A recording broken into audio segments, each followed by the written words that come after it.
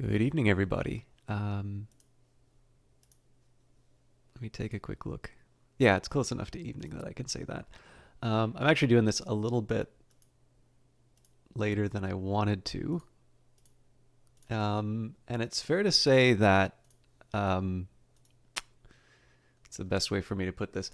I don't really consider this one of my usual streams. This is going to be me kind of, essentially broadcasting something that I would have been playing today anyway, and I decided to go live with it um, rather than and just keep it to myself. Part of that's to actually motivate me to engage a little more deeply with the game than I have been the last little while. But yeah, for those of you who are looking for something more in line with what I normally do, this probably won't be it. On the other hand, that may actually be a virtue. Let's go to the plaza to start off with. So this game is called Occupy White Walls, and this is actually something that the designer of Cultist Simulator recommended to me on the basis of a different conversation that we were having. And I've really enjoyed it for the past little while that I've played it. I'm a little worried that my settings might be such that there can be some problems while streaming it. This is actually this is sort of why I wanted to stress that. Oh, hello. Cool. So somebody went to my gallery and bought some art and wrote a comment. So I'm going to take a minute to get that. I'm going to react to that. But I want to explain what this game is first. I want to talk a little bit about what I'm going to do today, and just generally sort of have some fun. So I actually was partly motivated to stream by seeing Victoria Tran, who is the VTran on Twitch, and I highly recommend that you check out her channel. I think she's trying to move towards affiliate, which is definitely not a very difficult challenge to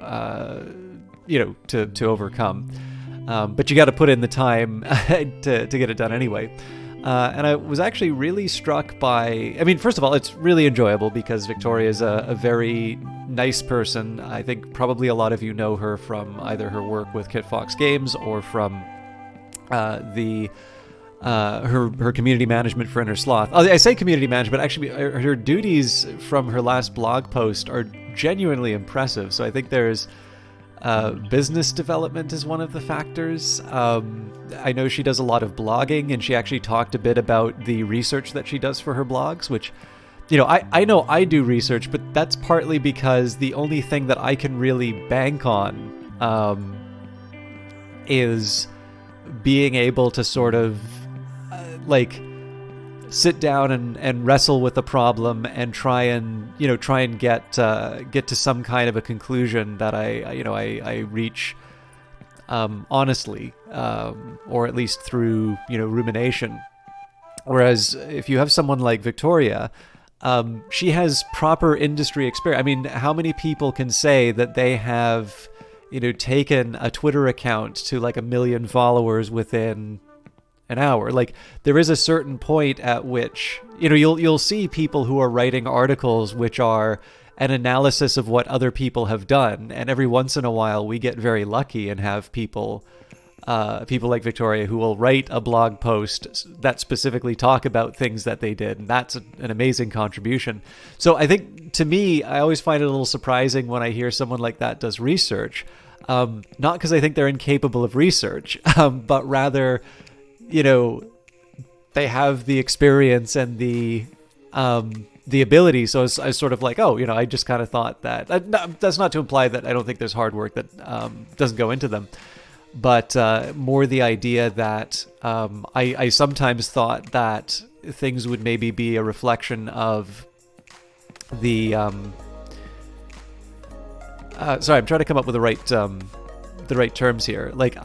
I sometimes thought that blogs like that would be the result of showing or the experience and sharing that experience and sort of the accumulated knowledge that comes from doing, research as part of the job, as opposed to being dedicated research that gets done for a blog. What I'm kind of trying to say here is that my approach to research is largely, it's the only thing I have to sort of sell my idea. Hey, Mad King Brutos! Sorry about that.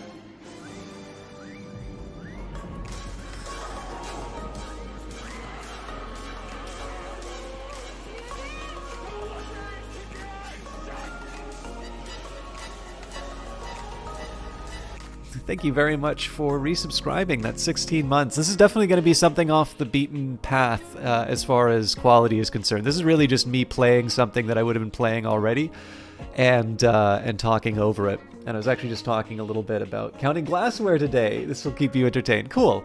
I don't know if it'll keep you entertained, but I'll do my best. But I did sort of start off at the very beginning by saying that this is going to be a little bit different from what I normally do.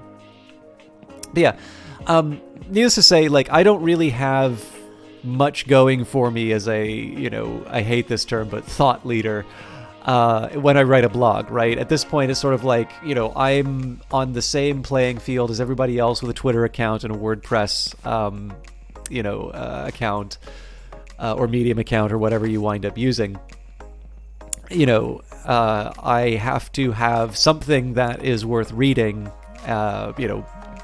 and in my own case, because I don't necessarily, I'm not a community manager, I'm not a game developer, I really only have the ability to sort of sit down and take some of the experience and knowledge I have from other domains and see how maybe they would apply towards the games industry. So needless to say, watching Victoria's stream was enlightening to me, just to learn a little bit more about how her excellent blogs get made. But what really struck me about the experience was just how enjoyable it was to sort of just watch her play Slime Rancher, which was the game that she chose.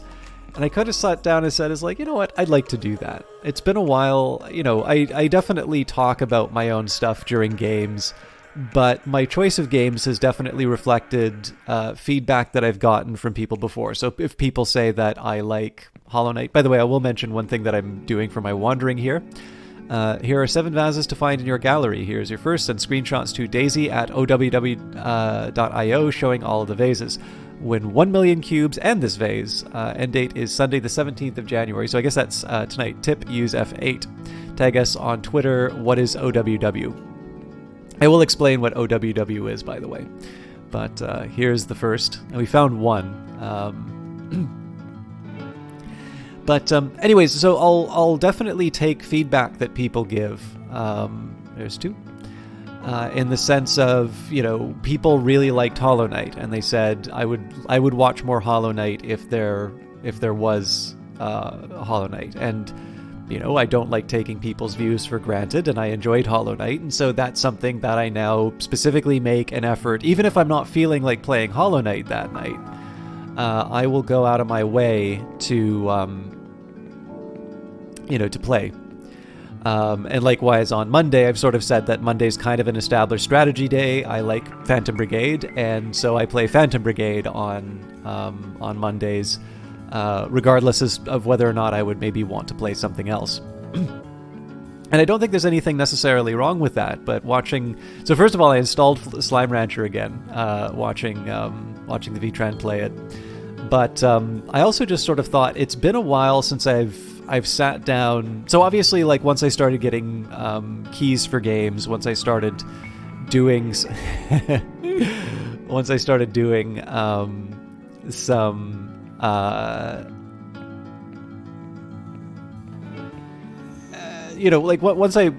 once people were giving me a key for the purpose of promoting a game, that, to me at least, suggests a certain level of seriousness that I should take. Now, that doesn't mean that I need to change who I am as a broadcaster, but it does mean that I want to make sure that I'm covering something a certain number of times, and that when I do it, I'm talking a bit about the game, and potentially keeping in mind that people who might want to pick up the game are going to be watching and would like to have some knowledge about that. It's funny because there was a YouTube comment yesterday where, I mean, to the person's credit, they did rewrite it. The first one was really unkind, but afterwards they're just still going on about, it's like, you're talking too much about how you like the text game and stuff like that. And I normally don't like responding to comments like that, but at this point I finally just had to say, it's like, and how do you propose, this was during the Exile stream of number 3, how do you propose that I deal with the thousands of people coming in and out of the stream trying to decide, or trying to know what it is about a game that is primarily driven by text that makes it worth playing? Like, I understand that it's a 7 or 8 hour video on YouTube and it has a lot of repetition, which may not be everybody's cup of tea, but I did also say that it was the Steam broadcast on the video. Like, it's the same way when people like write stuff on another video, which as soon as I mention it, everybody always goes and watches that one. They're like, oh, there's not that many mean comments. Like, yeah, because I delete them. The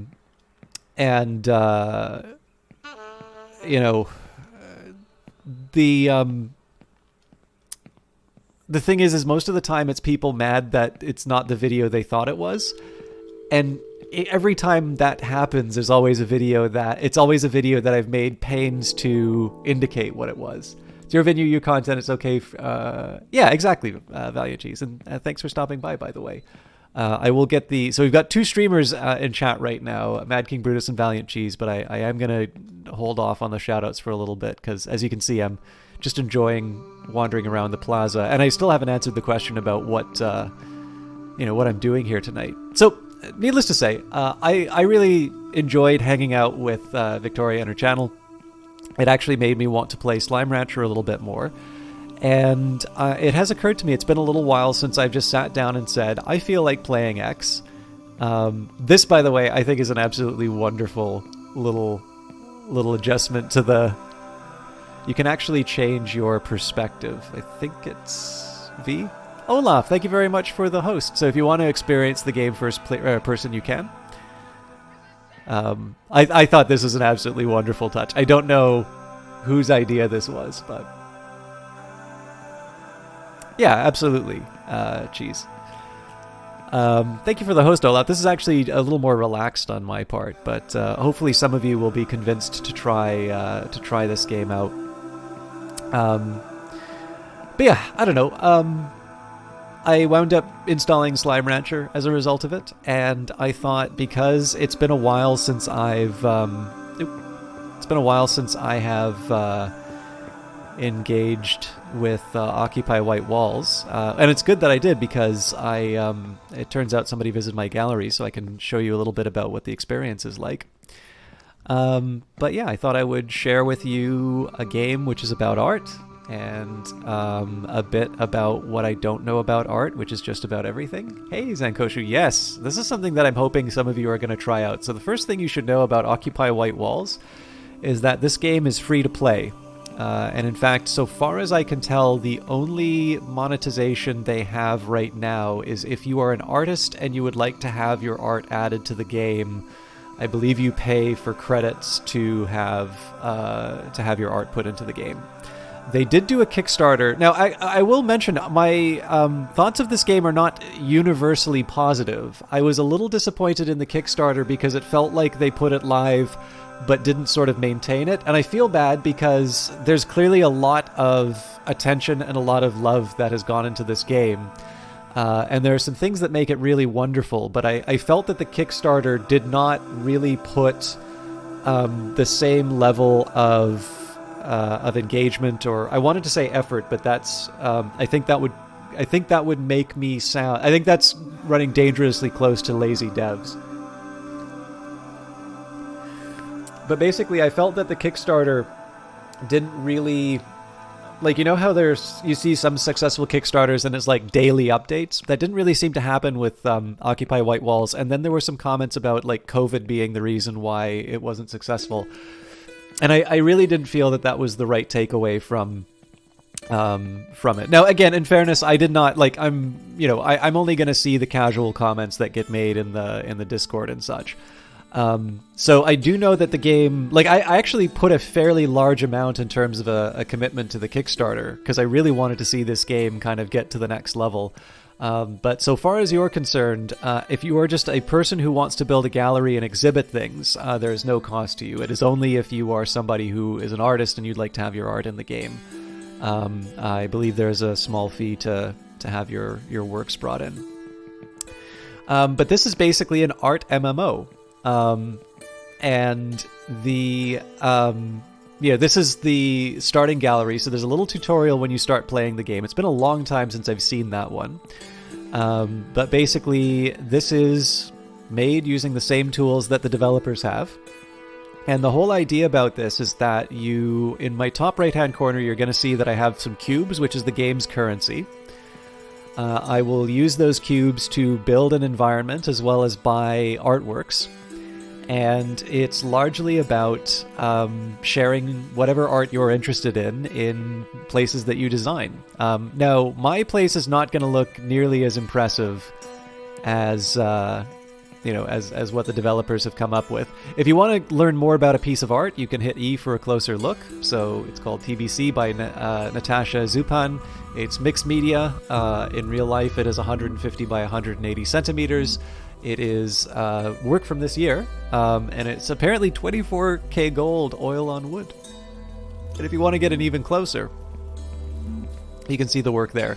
You'll notice I can buy it, I can add to wish list, I can learn more about the artist, see other works by the artist. You can share in chat, and you can also find similar. And so one of the big selling points of the game is DayZ. And so they're taking a really interesting approach to sort of machine learning and curation. I will actually show you in a minute, Valiant Cheese, but somebody did something for me which I'd like to show off. So I'm not actually going to wind up buying anything in this gallery here yet. Well, I'm explaining it now, Big Permy, but I do want to stress that this is here so I can share a game with people that I'm interested in rather than sell it. And I think the stream is starting to come more towards the normal thing that I do. So I'll just keep in mind, everybody, I am going to be a little bit more... I'm going to be a little bit more loose with requests like that. I'll get to it, but I want to talk about what I want to talk about. And so you're going to have to wait a little while for that.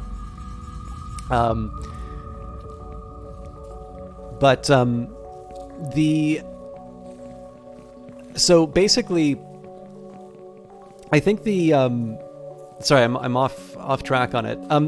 The original idea that had brought me to this game was I was talking to somebody about an idle game. And I was thinking it'd be really interesting to do an idle game which is about doing a little bit of work. And ultimately, it was going to be about brewing, or it was going to be about running a whiskey distillery and creating whiskey, and essentially, so it was basically trying to deal with this idea of how could I make something which would have a very, very long period of time, because whiskey, you'll put it in the barrels for years before you get your final product. And I was like, is there a way to make an idle game where you need to put some effort, and it would specifically be about your goals, but can you put in this little bit of effort each day consistently, and no matter what you did, you would always have... I think this is Galgan. You would have to... again, you can go in and find out more. Yeah. There was an exhibition on him in Ottawa. So and then one of the ideas that I had is that there would one of the big rewards at the end would be there's the whiskey market, and you would you'd wind up buying and selling and sharing. And one of the big appeals would be if you'd bothered to make it all the way through, you would see this big open environment, and you'd be able to interact with everyone else who had kind of gone on a similar path with you. And then I had the idea that the next step you could do, because in idle games you always kind of go to bigger and bigger things, and the next one would be maybe you start making blended whiskeys, which is actually the other way around. John Walker and Sons, I believe, started as a blender and then bought the single malts in order to have access to certain ones. I think art and whiskey go go online. But I need to check out the Longing then, Zankoshu. But anyways, this developer actually recommended Occupy White Walls to me, and they really, I think they had a really good idea with that, because I enjoy this game a lot. So what I'm going to do now is I'm going to go to my gallery. I'm going to explain something that happened, which we found out at the beginning. I'll take you around. It's definitely not going to be like this. And it's probably better that I start with my gallery and then show you some of the other ones. And, rather than the other way around, because mine's going to look very poor by, comparison. But that's where I'll be able to get into buying art and such. So I'm going to teleport home. But yeah, the thing I wanted to stress at the beginning is that unless you are putting art in the game, there's no cost.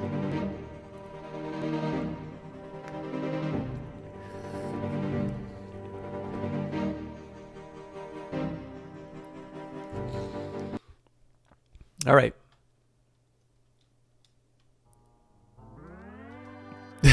Apparently you need a little time to get started. Yeah, there we go. All right. So you'll see this little stack of cubes here.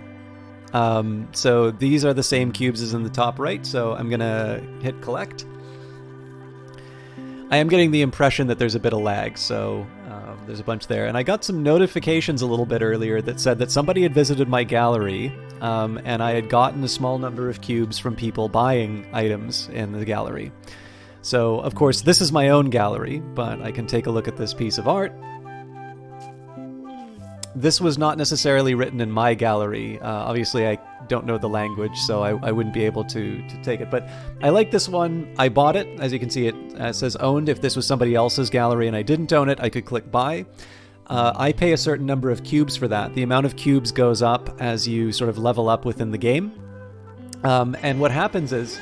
Hey, Skinny Man Gamer, thank you very much for the thank you very much for the sub.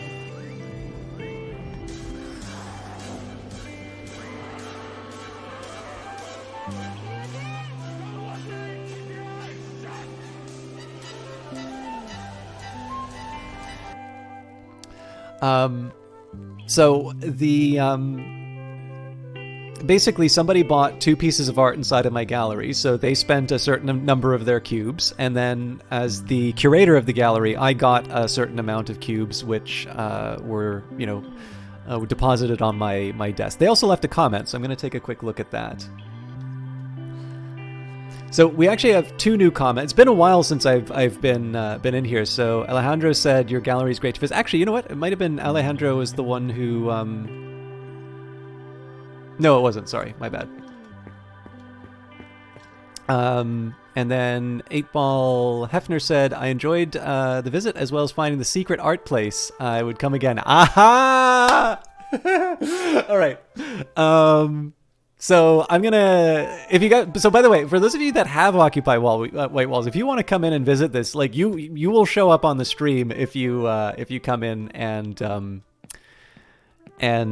visit. So I'm going to take you around. I'll show you a little bit about the gallery, and then I'll talk a little bit about why I made it the way that I did. And through that, I'll be able to explain a little bit about what the gameplay is. But it's very much about constructing a gallery, and it's about sharing art that you find interesting and then seeing what other people do. So Minecraft without fighting. If you do not like building stuff, and if you do not like discovering new art, it's probably not going to be your cup of tea. And if you do like the building and just generally seeing beautiful things and bringing them into the world, then I strongly recommend you check out this game. Also, I was talking about the interesting approach to machine learning. I wanted to address that really quickly. So there is something of a problem in terms of art and in terms of the way that a lot of our recommendation systems work. If you have, let's say you have a, okay, so the Mona Lisa. Everybody knows about the Mona Lisa. Chances are most of the art that you will know and think is good comes from the fact that other people have mentioned that art and have said that it is good. And let's face it, there's nothing wrong with Da Vinci's work. There is nothing wrong with, there is nothing wrong with the great works having their status as great works. They are, in fact, incredibly impressive works. But there is going to be a certain amount of reinforcement, to a certain extent. I mean, this isn't 100% true. So Ovid kind of seems to come and go in terms of his respectability to an audience and such. The other problem that we have now is algorithms, which is that, if something is popular either on Amazon or on YouTube, it suddenly becomes popular because it's popular, and as a result you potentially wind up sort of seeing the same thing that everybody else is looking at, where maybe something would work a little bit more appropriately to you. And so if you don't want to go and visit galleries to find new works of art, you can use Daisy. So this is Daisy. I've noticed they've added this here, so I think they're probably going to be pushing the ability to buy some new art. So what this is, in fact, here we go. Daisy is a learning AI who helps you discover artworks you may like based on artworks you have previewed, wishlisted, or bought. Daisy allows you to buy artworks, zoom in on artworks, look at other artworks by that artist, and share an artwork in chat. So what they've done here is they absolutely do the thing that you normally see for a lot of AI applications, which are they kind of take a look at other people who are like you and try and come up with the best connection to a work of art that you might be interested in. So one thing I'm indicating is like, oh, this looks kind of interesting. Black Sun by Anna Zygalov. It's an acrylic painting from 2019. And it's, I guess, about the size of a book. No, probably a bit bigger, actually. The bottom part is about the size of a book. So by looking at this, I believe I've already indicated to Daisy that I'm like, oh, you know what? This looks kind of interesting. And because I'm sitting on a lot of cubes, I'm actually going to buy this one. And so I've now given some information to this AI in terms of the types of things that I'm interested in. And when I flip over the page, I mean, I've bought a lot of art in this game, so there's not going to be, in fact, this one, for instance, I already own. But it's going to be taking some of this, actually, I'll buy this one for other reasons.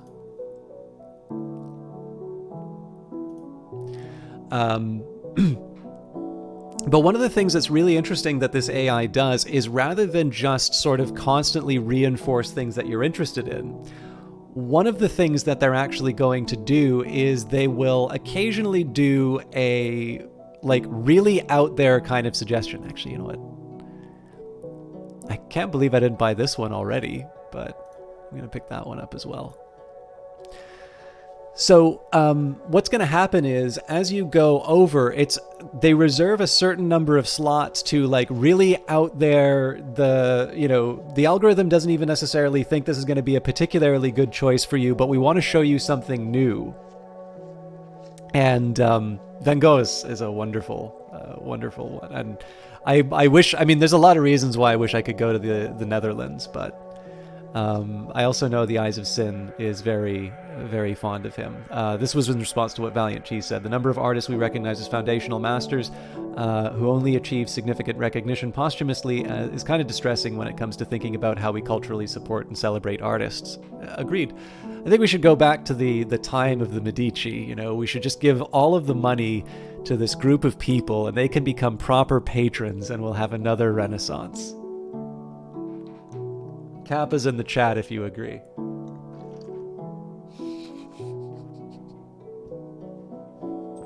Sorry.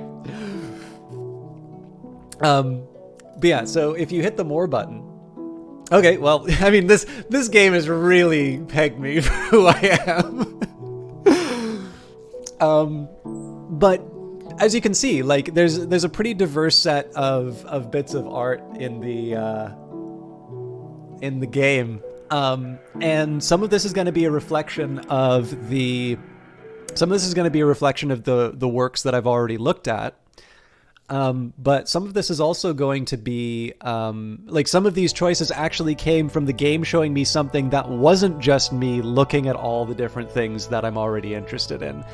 It was the game actually going out of its way to show me some new things. And one of the reasons why I chose this game in particular to share is I like art. I've really struggled with it. I mean, so when I was working as a camera assistant, I would look at the Dutch masters. I would look at, Caravaggio. I would study lighting looking at it. But I've never really felt that I have a very good grip on art. I definitely cannot analyze art in any very substantial way that I think a lot of people in chat maybe can. I have a really wonderful book. I like this book a lot. I've read it through, and I'll probably read it again. It's by Ernst Gombrich, A.H. Gombrich, called The Story of Art. It's by Phaidon. This is apparently a very popular book. This is actually the same Gombrich who wrote A Little History of the World, which was the thing that I read on stream way back, and Twitch actually banned me for a couple of days for doing so. But this game is kind of my effort to try and engage with art a little bit, and it's just a really relaxing and enjoyable game to play and just kind of walk around. So, but I do want to get to the point about gameplay. So you level up in the game by buying works of art. The max level is 30, so you can see in the top there that I'm at the max level. As you level up, you get access to new building parts. I'll show you that. I'm actually going to try and do some construction later today, but I'll get some of the basics out of the way. You can build your gallery using the cubes, so you buy art using those cubes. Some building components are free, but most of them have some sort of a cost. And if you want to expand your gallery, the number of sort of cubes that the number of like spaces you have for your gallery, the cost does start going up. So you can't have... There are some really, really large galleries in this game, but it does become quite costly. So for instance, if I wanted to push out the borders of my gallery, this would cost me 9,500 just for this little slot here. So basically, I'm spending more than a painting to get 2 of these cubes. I could also sell off stuff. Here's if I'm like, oh, I really like this wall, I want to pick that myself. But then I could move stuff, but I'll save that for later. So again, the things that you're going to do as a player, you're going to sometimes walk around and look at galleries. You're going to build your own. You're going to buy art. And basically by buying art, you're going to gain access to more building materials so that you can run around. And I believe each account you have 3 galleries for, although, it's free to play, so you can make more accounts and have as many galleries as you want in principle. Now, here's another way that I can earn cubes, because right now the only way that I've explained earning cubes is by having people visit your gallery and buying stuff. So if you open your gallery, people start coming in. If you open your own gallery, it's going to be open for 30 minutes, and you'll have all of these little characters walking around. Again, if you want to visit yourself, you can come and see. It's the System Chalk Gallery. But you have all these little AIs running around admiring your work or potentially looking at their phone. So none of these are real people, only the guy in the middle, which is me. These are all AIs. The way you can tell the difference between sort of the bots is that the bots are basically see-through or like little dotted characters, whereas the people who you are solid. Real people absolutely can show up. So everybody who's left a comment on the here is someone who's visited. There was actually somebody who visited today who bought that art. So I want to make sure I visit Alejandro and 8-Ball Hefner just to see what their galleries look like. But I've been talking about my gallery a lot. I haven't shown it to you, so I'll talk a little bit about what I was doing. This was kind of the first room that I had, and I made some adjustments to the default room, but the idea that I had behind this was that I'd actually just played the Ghoul DLC in Cultist Simulator, and the idea of the palest painting, and I thought, well, this would actually be kind of interesting to can I do just a monochromatic lobby, which is all about monochromatic works. Ideally black and white, but a lot of black and white does tend to involve sort of toning. So like obviously this black and white and this black and white have sort of a different tone. So, I eventually kind of wanted to have a little bit of verticality, so I did add the sort of the balcony here. But I don't even know if that quite counts as verticality, but in any case, I took these, and you can see there's a mix of sort of contemporary and old work. I really do like etchings. I did cheat a little bit on the colors just because I thought that these worked rather well together, and they were close enough, and it was my gallery, so I could I could kind of do whatever I wanted. Hey, Captain Zergy. And then the other problem is that in this game, smaller works are actually kind of hard to handle. So you can go to sort of a first-person view so you can appreciate small ones. But in this case, one of the ways that I solved it, this was the other reason why I added this little area up here. It does add a little bit of shadow. I mean, in a gallery, I probably wouldn't want to have shadows cast over the, over the artworks. I mean, I also probably wouldn't want the patrons, exploding in splotches of paint, but they leave cubes, so, I don't want to... I don't want to be ungrateful with their contributions. But in this case here, I decided that I'd kind of do this little, this little pattern here to try and make the smaller works on their own. I also, one thing that you'll notice, and this is a little bit like the stream, I do actually like having fun. Even when it comes to very serious things like art, I usually can't resist making a silly comment in chat or to do something, a little bit silly inside of the game. I really like some of these black and whites here, incidentally. So, for instance, one of the first bits of art I got was this really big monster. So I decided that one of the best ways I could exhibit it would be to choose the most narrow doorway available to me at the time and really keep you from being able to see the whole thing.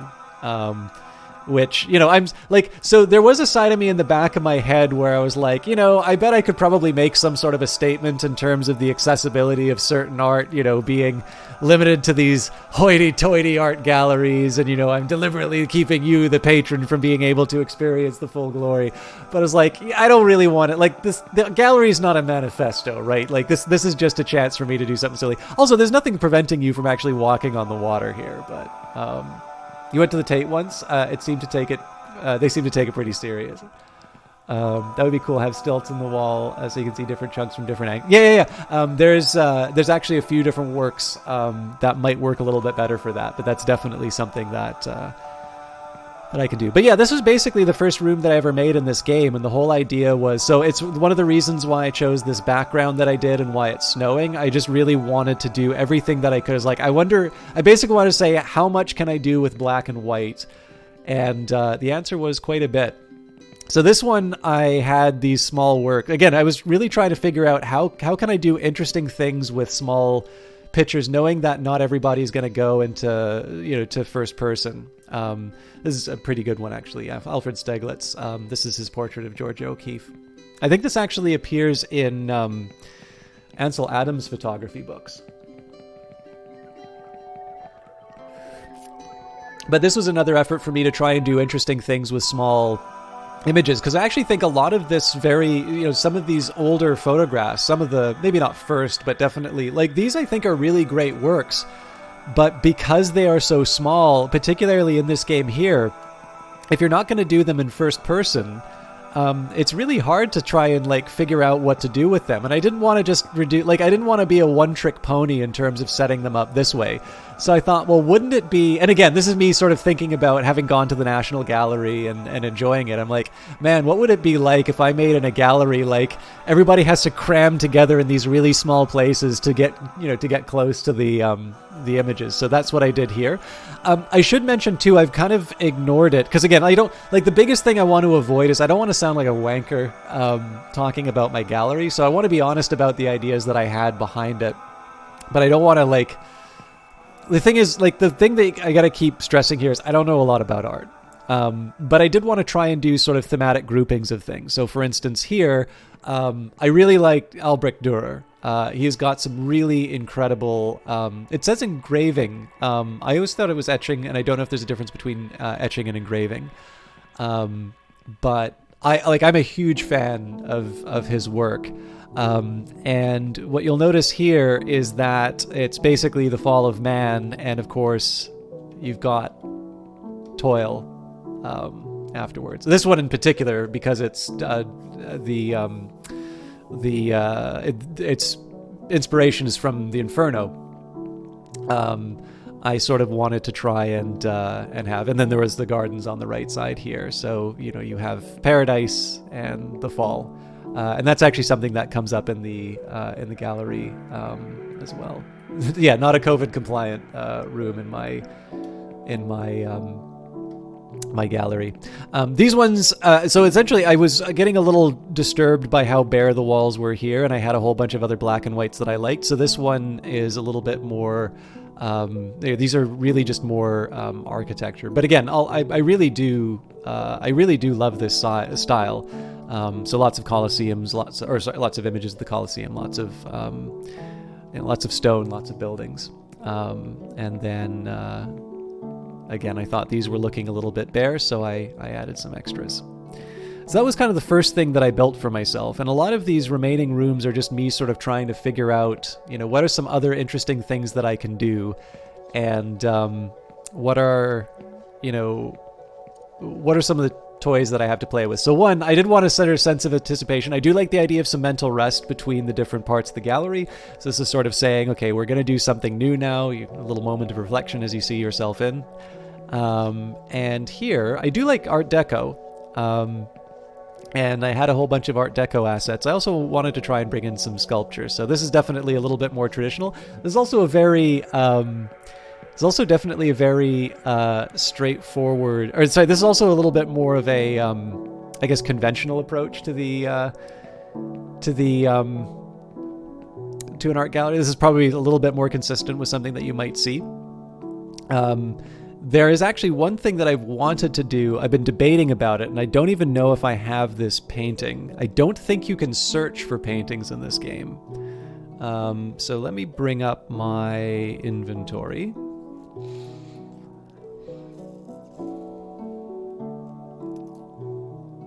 This is all the stuff I haven't placed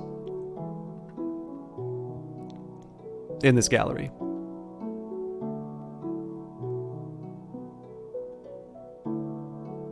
There's a lot. There's one for the Van Gogh fans.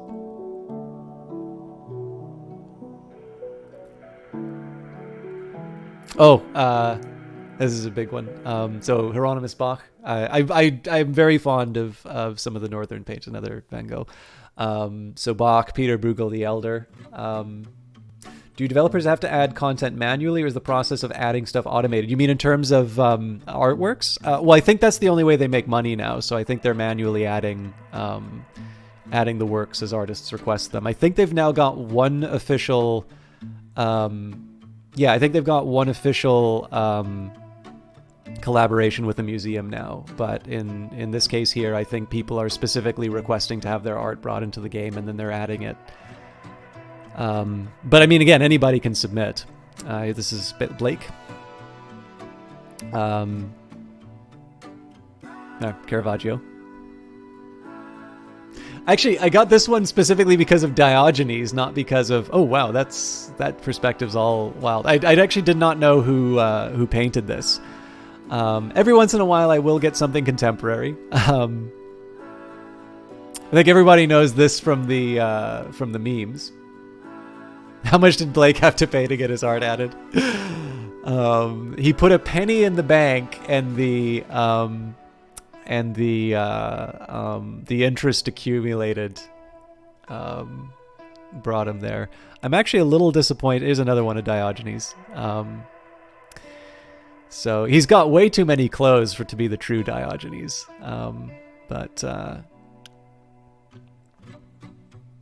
Again, more my Northman. Yeah, shame on me. So this is... I mean, I've heard descriptions of this as being sort of like the height of excess for Roman sculpture. Like this thing, if you look at some photos for it, this thing is incredibly detailed, and like this is just kind of the massive flex on the part of the on the part of the sculptor. And there's actually a painting also of Laocoon. Again, I may be pronouncing the name incorrectly, but this is him and his sons being killed by the snakes. And there's a painting of it, and I always wondered if I should just put the painting behind the sculpture here. But I haven't yet. One, because I don't own it, but I'm sure I could find it somewhere. But yeah, anyway, so in addition to sort of liking Art Deco, I'll actually mention that these are a little bit of foreshadowing inside of the gallery. But I won't go too far ahead. But this, I definitely kind of wanted to match. This is, having gone from the monochromatic lobby, this is definitely going to be a lot more about color and shape. So it's not exclusively Art Deco. Again, I wanted to play with some of these assets. I just generally wanted to try and have a little bit more color and warmth than in the previous area. This is probably the biggest example of it. I actually very fond of this one. This one I really struggled. This is the actual work. So this is digital art. I don't know who Pixel Trash is, but again, the point of this is to show stuff that you're interested in, regardless as to whether or not people want to tell you that it's important or not.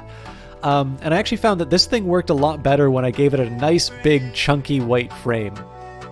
I actually also really like this one. There's actually two pieces, so it's altarpiece number 1 here. There is a second one, but I really only thought that it kind of worked in this spot here, so I didn't add the second one. But again, with the idea of color and shape, I included these. I actually really like this one. This is Librarian by Giuseppe I think it's Arcimboldo, 1562. Some of these, by the way, there's a number of these works, but the Librarian was the one that really appealed to me. I do notice some of the first ones that they brought in, which are probably ones that the developers added in, as opposed to people getting, buying and requesting that art to be included. I think there's a little bit more history for some of the works that was originally brought in.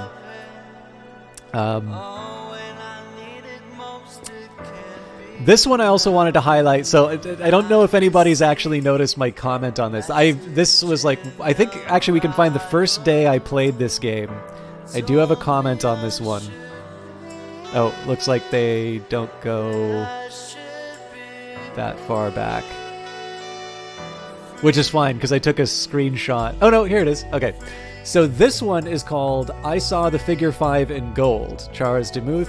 Now, this is why it's important to read the descriptions of things. So, Demuth completed 8 abstract portraits between 1924 and 1929 as tributes to modern American artists, writers, and performers. Though not a physical likeness, Demuth created this portrait of his friend, the poet and physician, William Carlos Williams, using imagery from Williams's poem. So, WCW. It also says Bill up here, so... Now, does anybody recognize the name William Carlos Williams?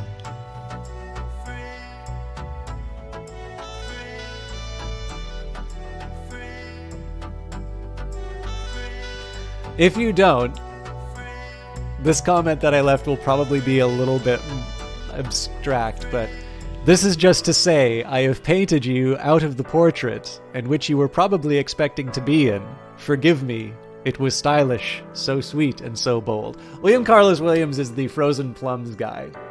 So that may not be the best. The game doesn't allow me to do like new lines, so the meme format doesn't quite work. But yes, needless to say, I would not be allowed to doodle this on a notepad beside an exhibit. So, but this is the same William Carlos Williams who wrote the Frozen Plums poem, which did the rounds on Twitter some time ago. But the big one on this one, again, I wanted to try something a little bit new, and I also really wanted to try and get some examples of, I wanted to go from sort of the cold and monochromatic lobby into something that was a lot more about shape and color. And I think this largely accomplish that. Also, I just tried to do some things like make it look kind of like a space that someone might want to operate in. So, there's lighting, there's a bench, which you can't sit on the benches in this game. But now we're going to move on to something else. So this, I did mention the idea of liking mental rests, but I don't want every single area. Does the game do anything to guide players to supporting artists and finding their work outside the game? I believe the artists put their information in the description. Okay, well, Pixel Trash did not, but let's take a quick look. Sadly, the music goes away. Let's go to Pie White Walls.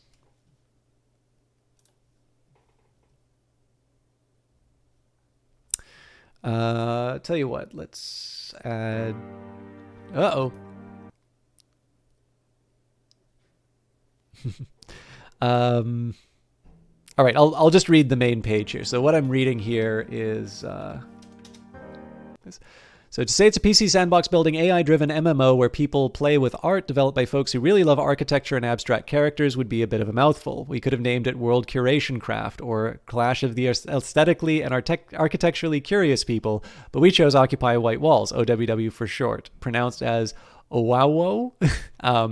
At a glance, it includes an escape sentient and art-loving artificial intelligence, 2,300 and counting architectural assets to build the place of your dreams, automatons, mannequins, and art avatars, over 10,000 artworks and counting, tons of 19th century art, 18th century art, some cool contemporary art too, as soon on TV in Germany, future award for best art game ever made. Where the hell is it?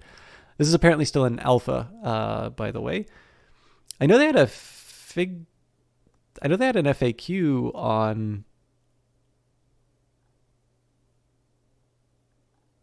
Okay, I'll just read the ad copy here.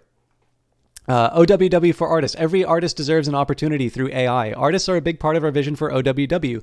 No matter big or small, famous or obscure, up and coming or dead for centuries, artists deserve better. They should have a fair opportunity, be promoted intelligently with the help of cutting-edge AI. They should be able to connect with fans no matter how rich or poor. Artists should be celebrated. The art market, zero-sum game mentality fails most artists, and we want to fix this for the better.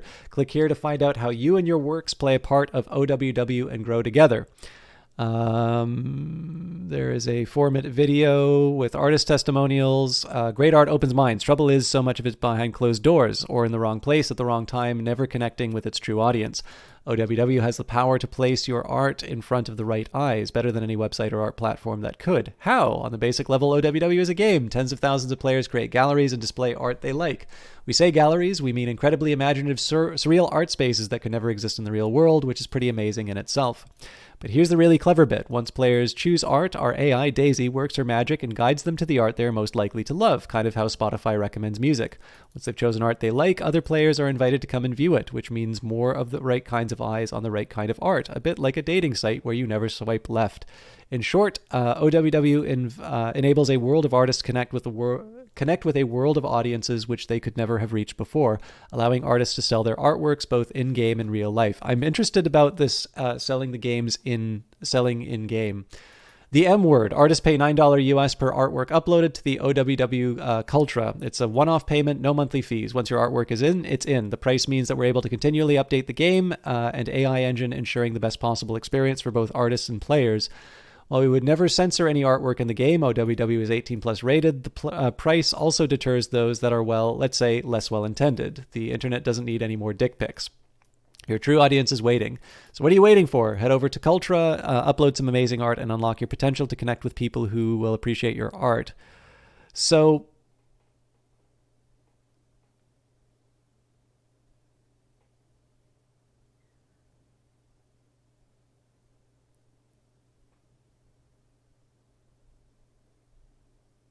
yeah, I mean the sale it's really making here is incidentally it's $9 for a single one, but it does look like there's volume discounts. So 3 for 25, 6 for 48, 10 for 75, and 14 for 95.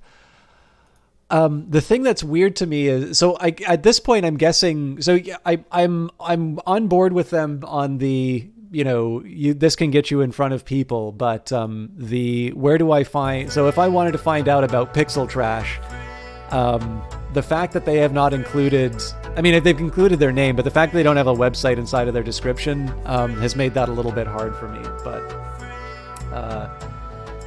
But yeah, it's I don't know. Like I definitely get the impression that the idea behind this game has very much been about trying to get a little bit of a broader audience for this. Obviously, I play this as a player rather than an artist, so it may be that artists don't like this model. But I didn't find anything that was too offensive myself. One thing I'll mention about this here, I really like just shadows. So there's really no purpose for this. This grate being up here other than the fact that I thought it cast interesting shadows to sort of break up the walls a little bit. Anyways, so we said a little bit before from this earlier area, there's a little bit of idea of a mental rest, but I don't want to just have the place like full of long snaky corridors, especially because a couple of rooms are going to be I don't know, like there's going to be plenty of places where things look pretty bare. So this one was going to be, there's two reasons why I chose this particular set of rooms, but this is going to be a big, long kind of corridor. And this one was a lot more oriented. I made sure they had nice fancy frames. And it was essentially going to be sort of portraits of I would say mostly power and money. Although it's important to remember that the portrait of a man in a wide-brimmed hat does not necessarily... I don't actually think it has... I don't know if we know who this person's supposed to be. Let's actually take a quick look. Description: with one arm akimbo and penetrating forthright stare, this dashing young man with his wide-brimmed hat exudes confidence and strength. His erect stance, as well as the crisp, angular folds of a black satin cloak, heighten the impression that he was a man of purpose. The portrait's strength also emanates from the artist's bold execution. The paint was applied thickly and with great verve and assurance. The composition, while the unknown sitter before a dark, almost black drapery pulled back to reveal the orange-red glow of an evening landscape. It is extremely evocative, indicating that the artist was of the highest rank. Various 17th century masters have been linked to this portrait, among them Diego Velázquez, Peter Paul Rubens, and Jacob Jordaens, though none of these attributions is fully convincing. The Flemish artist Jan Cossiers is also a possibility, having trained with Cornelius de Vos. He would have had a solid foundation in portraiture. Notably, the manner of accenting the eyes in his drawings of children resembles that in the portrait at the gallery. The style of the sitter's costume offers a dating in the mid-1630s. Prior to that time, doublets were tightly buttoned from the collar to the waist and fastened to the breeches with ties around the waist. Around 1630, styles changed and shirts were shown at the waist of the open doublet, as seen in the gallery's portrait. The sitter's beard, mustache, and hairstyle were also fashionable in the 1630s. One thing, so I got to see a couple of works by Picasso in the Vancouver Art Gallery, probably like the lesser known ones. But one thing that really struck me about, it was one of the first times that I'd seen sort of paintings in person. One of the things that really struck me was being able to see the it was basically to be able to see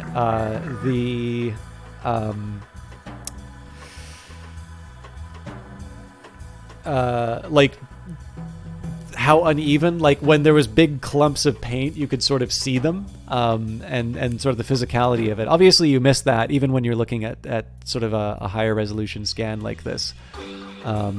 But I'll admit, I don't actually spend a lot of time looking at the art close up. I tend to like looking at them inside of the galleries.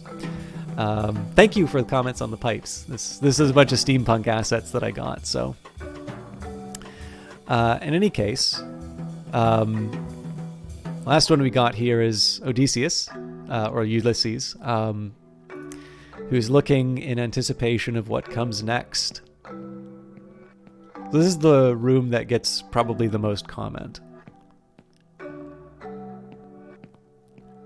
This one's all sorts of grim.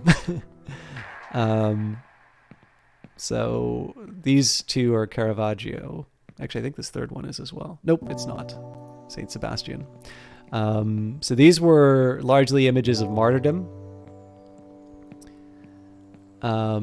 These were shipwrecks. In fact, I think I chose two sets of shipwrecks because it's a very common theme in paintings. Here I wanted to have sort of it wasn't just war, but it was definitely very oriented towards the French Revolution. So obviously we've got Napoleon. Obviously the dating on this is a little dodgy.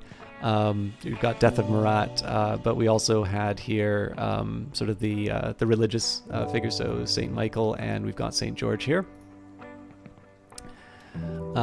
We have natural disaster. Yeah, this is my big gloomy room. This one here, I think this is Pompeii. Yeah, last day of Pompeii. We've got both. So this is the fall again. So this is, remember back how we had the black and whites. So this is coming back. This one is just called Anguish, but I wanted to, again, kind of compare the two, especially too, because I think I can't remember where this exactly came from, but there's this idea that in Eden, the harmony was such that there wasn't the necessity to sort of kill animals in order to be able to survive. I think there's even some versions of it, depending on when you went to like Sunday school, that even lions like didn't eat lambs and things like that. So I did want to have sort of the two halves. Again, here we're getting a little bit more in terms of, so we go from sort of the inferno of Pompeii. Here there's a lot more sort of religious imagery, although it's not exclusively religious. In this case, it's a little bit more of sort of the fallen world and sort of the wages of sin. It's kind of hard not to do, again, my wonderful northern painters. So this is Peter Bruegel the Elder, although sometimes people will say it's Hieronymus Bosch because they look sort of the same, but this is The Triumph of Death, which is Peter Bruegel the Elder's, as it says on the title over here. But again, in this case, I sort of wanted something more along the lines of the wages of sin, as opposed to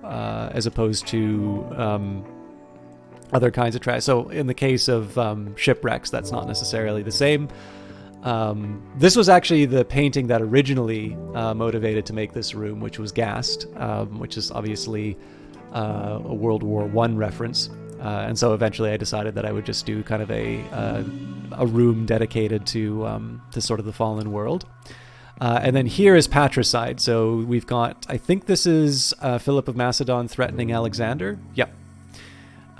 This is Ivan the Terrible and his son.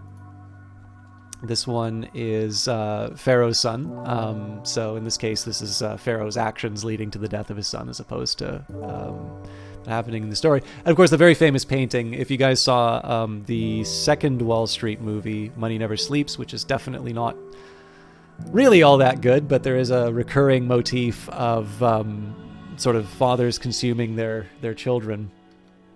And definitely this painting plays a really big role in that movie. So this is Saturn devouring his son, as in the myths.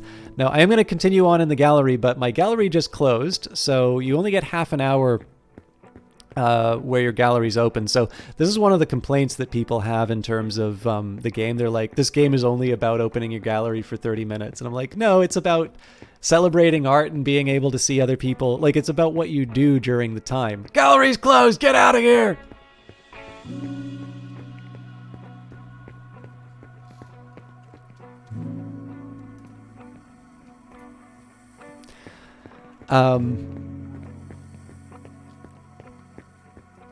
But yeah, so basically you, the visitors will leave money. These are, of course, the AI visitors, and that's probably the main way that you make cash. If you open someone else's gallery, I believe it's open for about 10 or 15 minutes. And that's another way. So if you have a lot of people visiting your gallery, generally the nice thing to do is,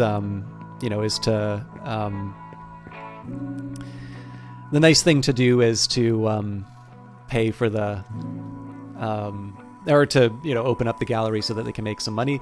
There's my Dory. This is the Vale of Tears. I know, like, people recognize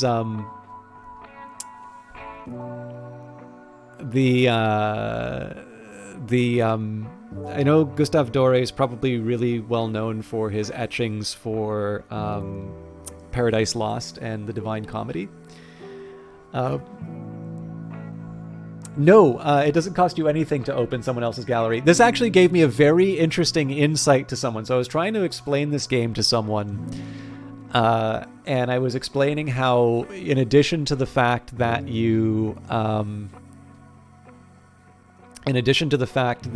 can open your own gallery and you make money from people buying things in your other gallery, if you visit someone's, you can open the desk and that will generate cubes for people to that'll generate cubes for that you can spend when you come back and claim them.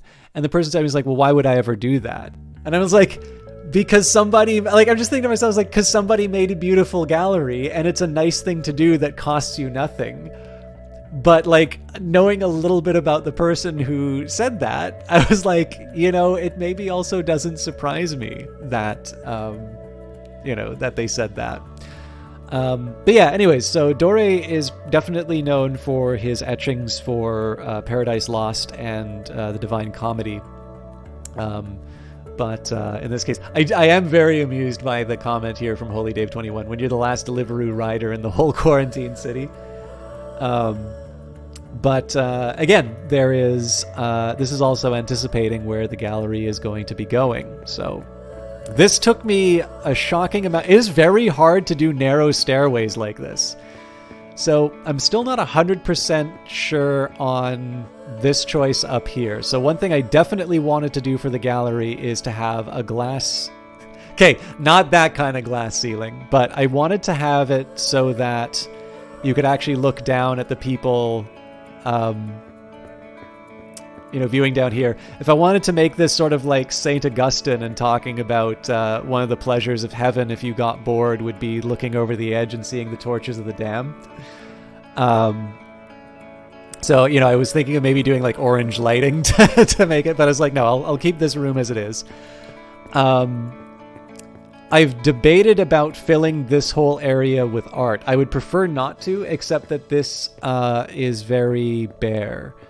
Oh, good question. Did I actually open up my gallery again, or did I just say I was going to? Wee, wee, wee, wee. I believe you can. That ceiling's probably a bit high, but well, let's test.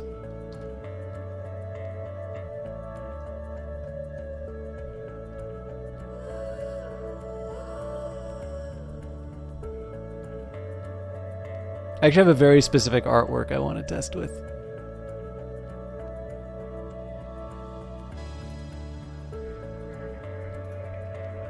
Oops.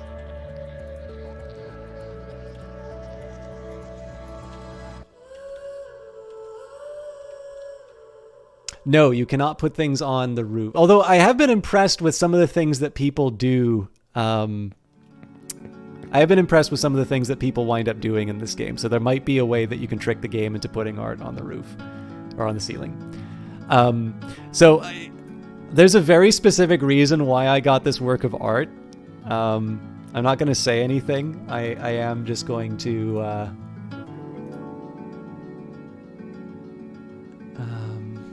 I think it's in furniture. I'll admit, I've actually... I've shown Eyes of Sin this gallery first. So you guys are not the first people I've shown this to.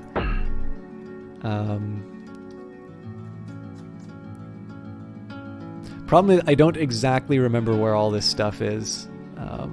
And I've got a lot of assets now. I'll admit, actually, I'm showing off the game a lot more than playing it than I was planning, but I don't know. I like sharing some of the stuff that interests me. So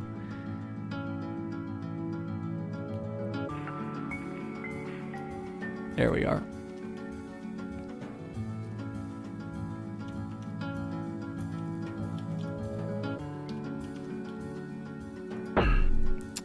If I wind up making restrooms in in the gallery. That's how I'm doing them.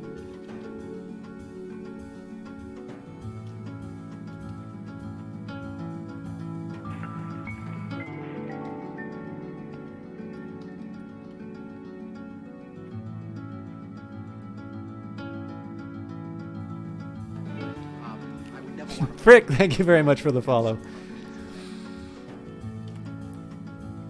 I was not expecting to get follows off of a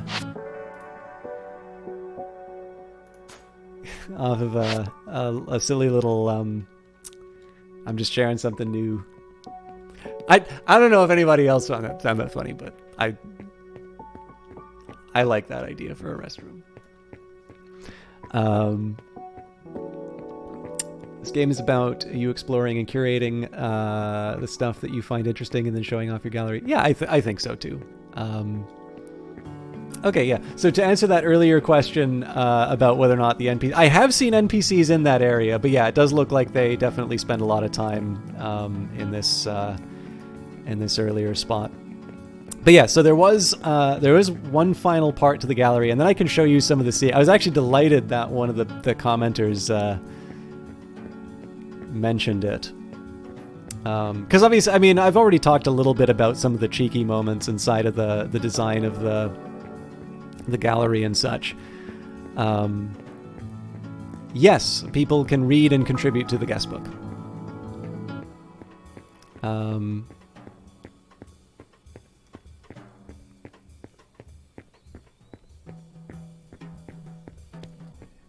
Yeah, I'll admit I'm still very much on the fence. It'd obviously be nice if I could like get, you know, one day when I become a massive internet personality and thus everybody starts taking me seriously.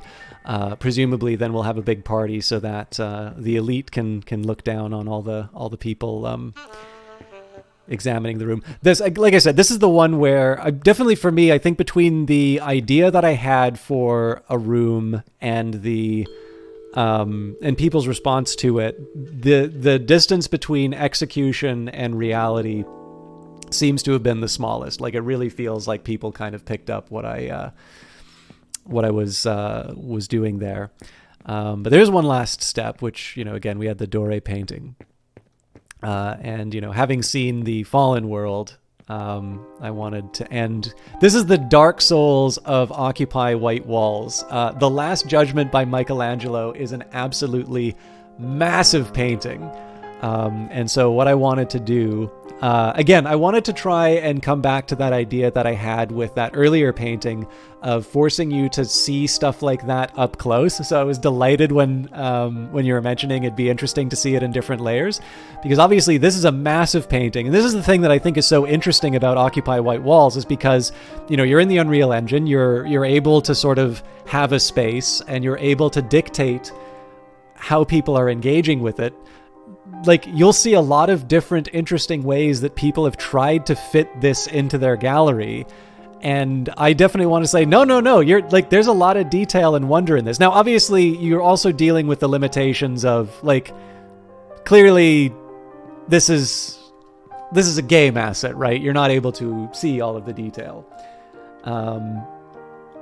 So, I mean, obviously, if you want the higher resolution version of it, you still got to zoom in, but, you know, I'm working with what I've been given here, right?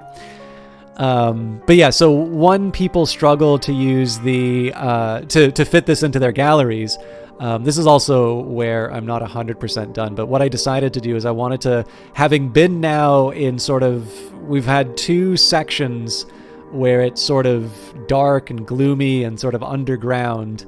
I figured that when we're finally getting out of the fallen world and looking at the divine, I wanted to be sort of up close. I wanted to be as big of a contrast as I possibly could. This is why I'm reluctant to put some paintings in that higher level area, so that we're trying to capture a little bit of the experience of what this is supposed to be. Although I know it'll really frustrate some people. Like, some people are probably just going to want to be able to see this thing all in one go, but you can do that by hitting E.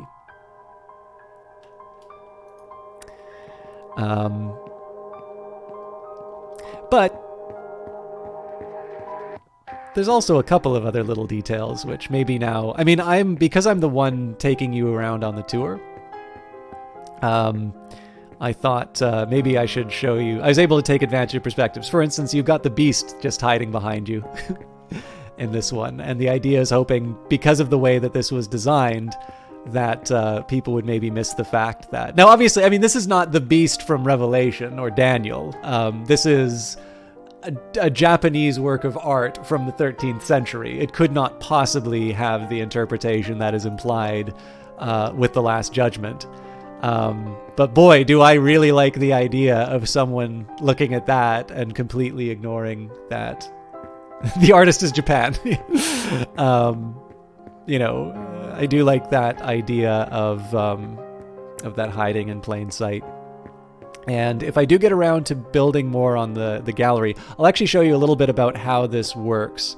So this whole little trough here, I've included just because I'm not quite sure what to do with it yet. But this is how I was able to get the Last Judgment hanging up. There's basically floating walls in the background to keep that thing aloft. But yeah, it's in the glass box. Yeah, and that's, I mean, this is also where it becomes difficult for me to decide to add another room, because it may be that people don't go on the trek back. But then, again, I like the fact of having stuff that maybe people would go by without having noticed.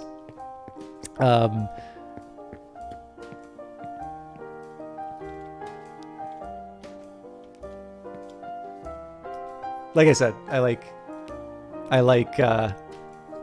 like being cheeky.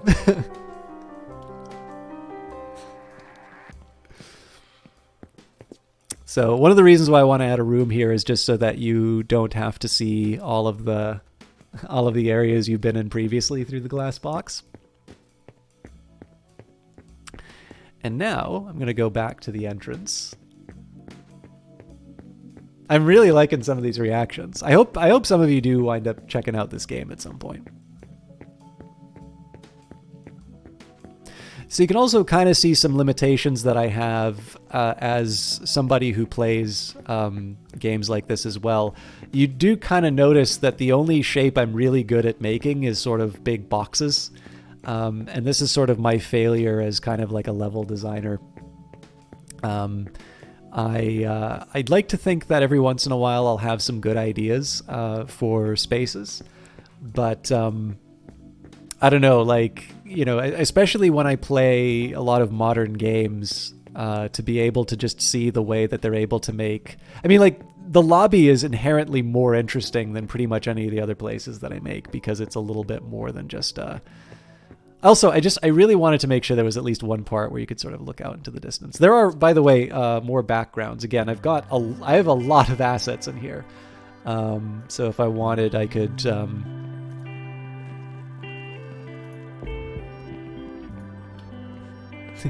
kind of changes the mood a little bit. So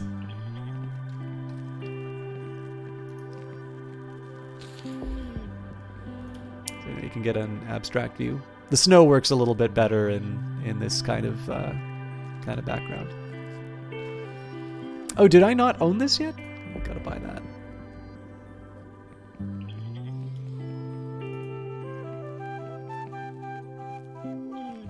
The snow is maybe, well, we'll just say it's fish food. But oddly enough, the default sunny day I actually think works really well. Actually, hang on, maybe this one will work.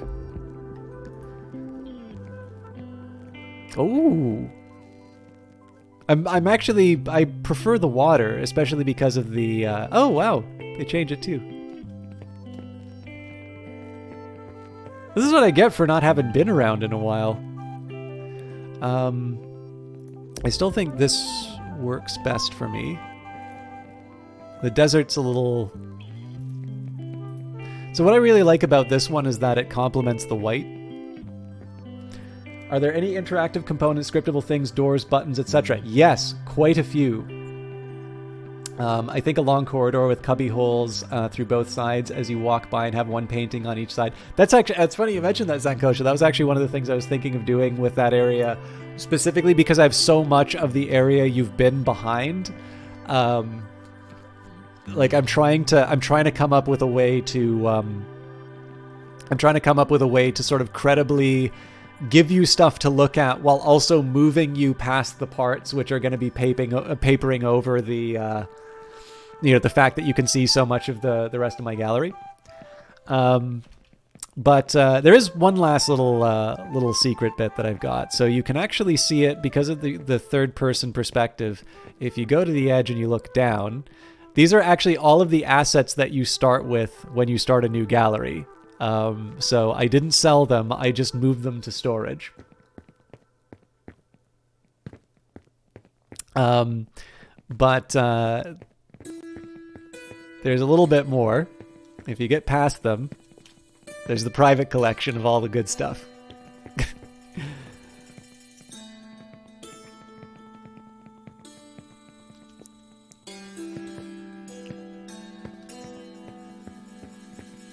And I think that's my guy. I think that is that's the gallery as it is for now.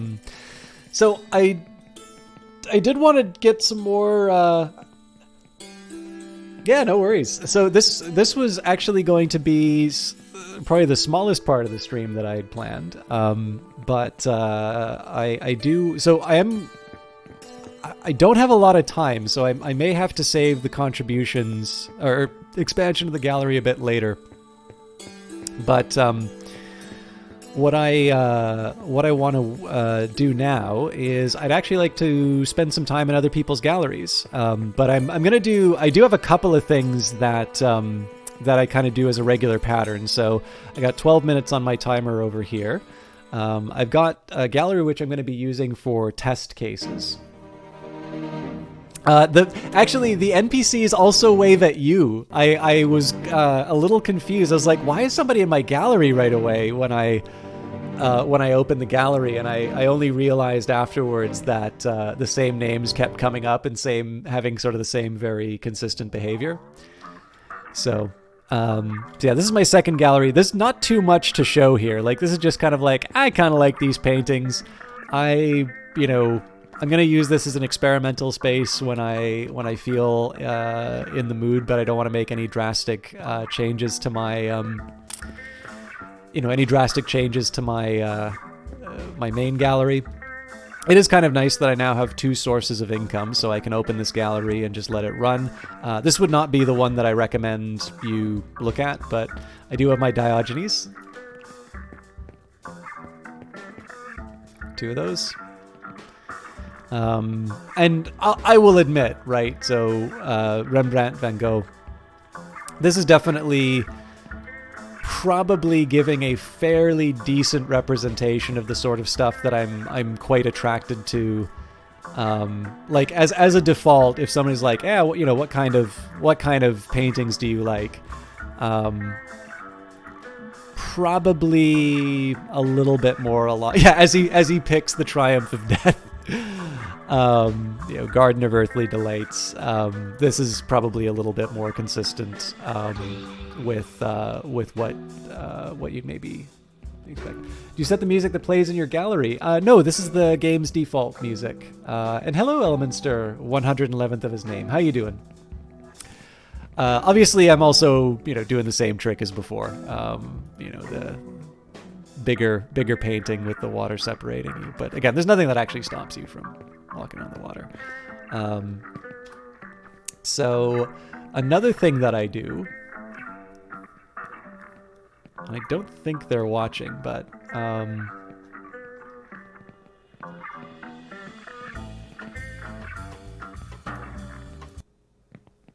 so this gallery hasn't been worked on too much, but ever since I introduced this person to this game, I don't think they've come back to it. They say they will, but I have quietly been, every day when I reset the timer on my own gallery, I've made sure I stop by and start the timer on their own. I was actually quite delighted that some of the works that they chose were ones that I liked as well. I think this is this person's favorite artist. I I don't know how to pronounce this, unfortunately. Zdzisław or Beksinski? Anyways, a Polish artist. And then there were... I remember their first reaction was, it's like, there's so much art! But there's actually some other details. So Valiant Cheese was asking about interactivity. There's dice. Oh, okay.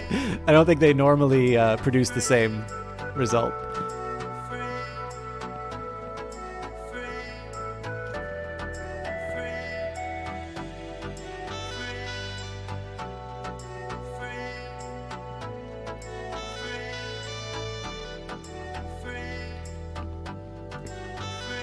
You must be a whiz at Dungeons and Dragons.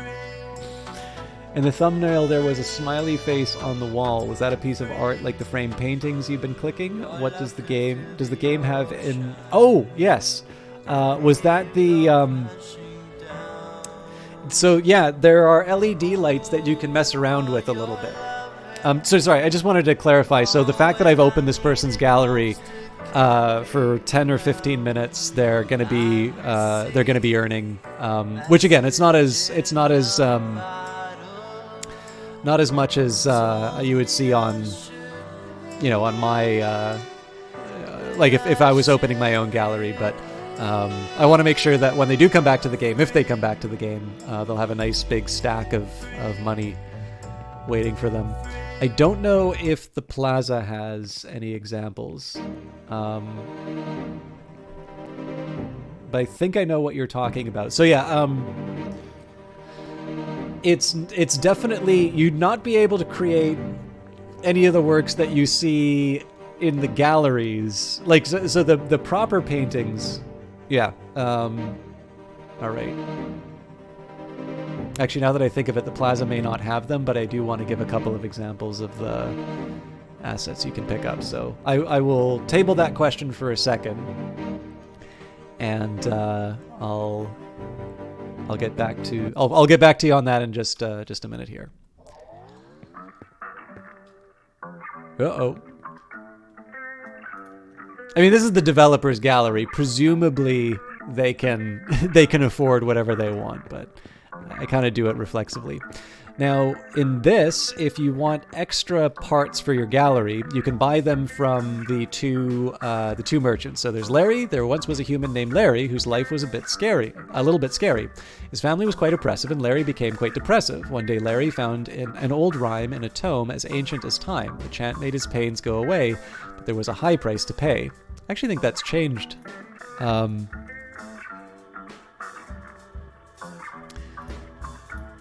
But in this case here, I'm just buying some new assets that I can build with if I'm so inclined.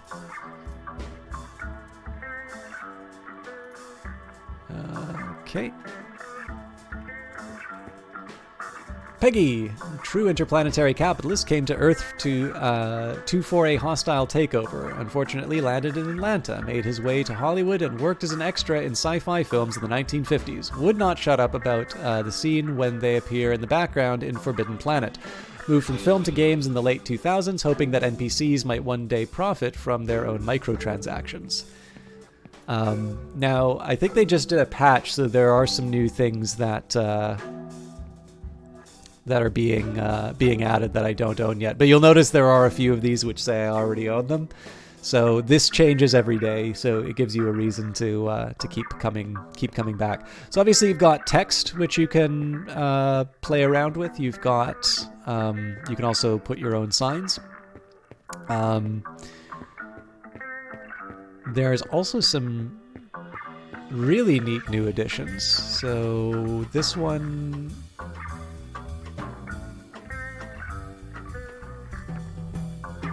There we go. Enigma. Whiling away the hours of flowers, walking through fields of gold, preening and pruning in lights, fading hours for petals to freeze in the cold. What is it? So, these are, if you want to give someone you can give them an enigma that they go and try and solve by pointing to the correct piece of art. I have no idea what this is, by the way. So, Sure. Enigma failed. Oh no, that was the wrong artwork. You can try to solve this enigma again, though. Good luck. There's 4 parts to it, though, so if you just randomly guess, there's a fair amount of art inside here. So if you'd like, you can give people... There's people who've done mazes with this.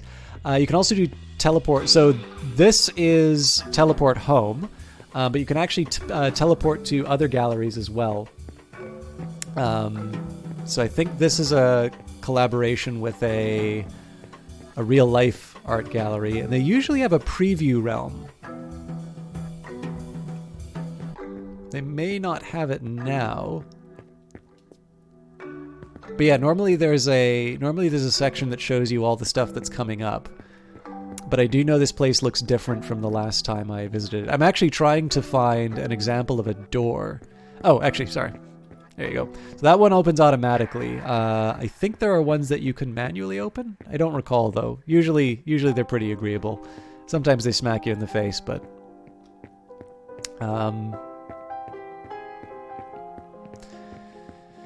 Alright, so under the previews... I feel like my favorites should be somewhere here. Oh, sorry, this smiley face that you're talking about, that is actually an art asset. However, I will show you... You know, maybe it's better... There are actually ways that you can...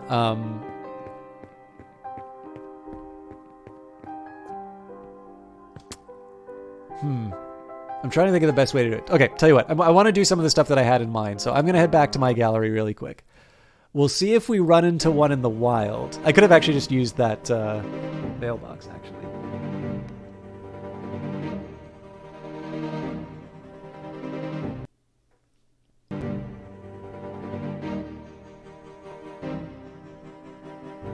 So far as I can tell, all these screenshots are galleries that other people have made.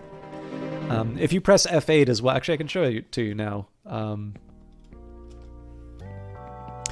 if you do F8, you can just kind of zip around in a free look mode. This would be really good. I mean, so you can do a smooth camera and hide the HUD to be able to record like a video. It does give you, so I mean, I like the fact that they don't just give you those abilities, but they give it to you in like proper photography terms. So you can choose a focal length, you can choose where you want the, you can choose sort of where you want the focus to be, and then you can choose an aperture in terms of how deep you want the focus to be. This will show how utterly actually, that doesn't look as bad as I thought. Getting this effect was actually surprisingly difficult. I'm not sure why, but obviously if you go outside the bounds, you start seeing a lot of the Zed fighting. And again, if you take a look at my gallery from the outside, this is one of the reasons why I would like to build sort of an extra pathway over here, because if you take a look back, this basically looks like somebody's first, I don't know, like deathmatch map for Quake 2 or something. Like this really does not look very good when you go, you know, when you go out. And like also little things here, like this is me trying to get past the fact that somebody might actually walk out the other side. And it would be nice if they didn't, you know, if they didn't get quite a full view of the floating boxes in the back. I definitely did want to have this stuff on like a higher level so that you like, this is kind of by design, but I didn't necessarily want people to be seeing like the big, you know, the big rectangles. But yeah, so I mean, like now that I've, you know, shared this gallery I'm so proud of with all of you, you get to take a look on the outside and be like, oh God, it's horrible. But anyways,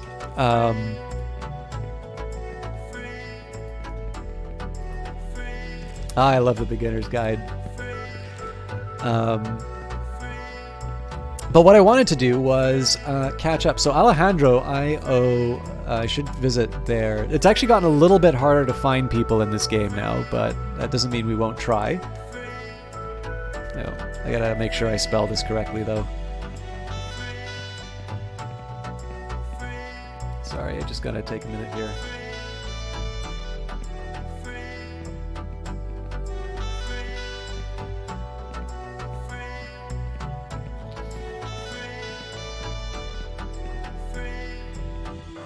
Why do I write so many notes?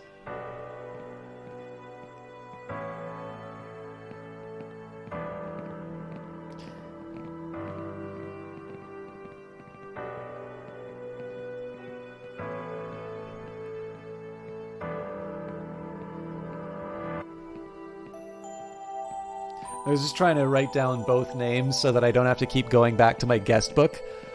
I will admit, it would be kind of nice if I could just click on someone's name to be able to see their own galleries. Oh yeah, sorry, you can also deputize people to contribute to your gallery, but I am definitely not brave enough to do that. But yeah, so I strongly recommend just hitting the random gallery option. But in this case, I want to see if we can find the two people who left a comment.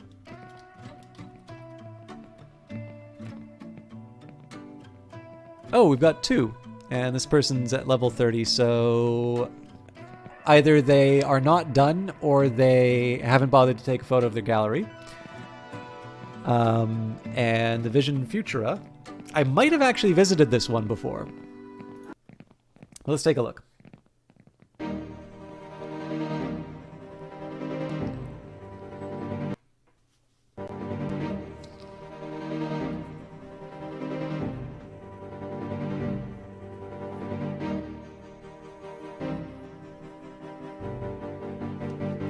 My favorite reaction to the beginner's guide was someone talking about how it was so bad that this guy, like this already famous developer, was making money off of the...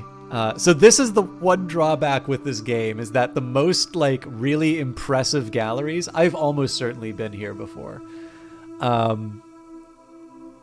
They can take a very long time to load, especially depending on your computer. Like, I remember I was taking someone around in this, and their computer was quite a bit older, and they were like, "This is really making my computer struggle."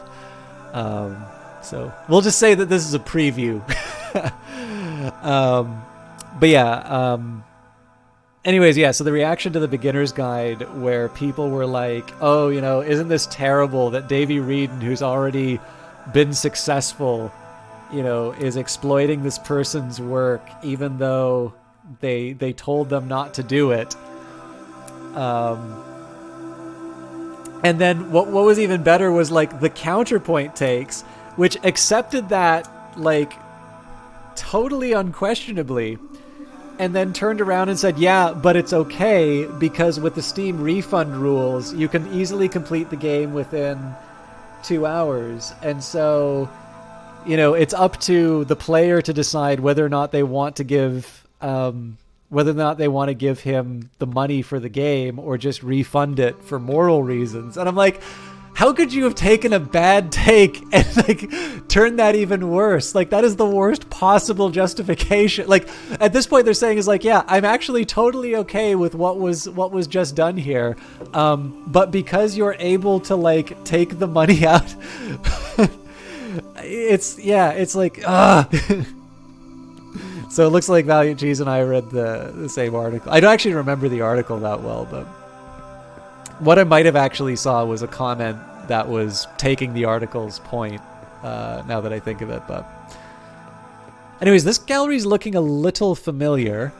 I want to see if I can find... I'm still going to stick around. I mean, we spent all the time loading this thing in. I would really like to find their desk, though, so that I can open it. And...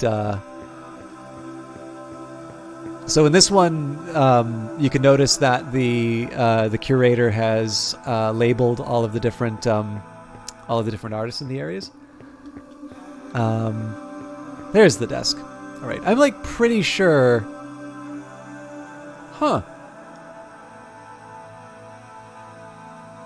I really would have thought I thought I'd already visited here. Anyways, I will open the gallery, and we are going to enjoy the Vision Futura.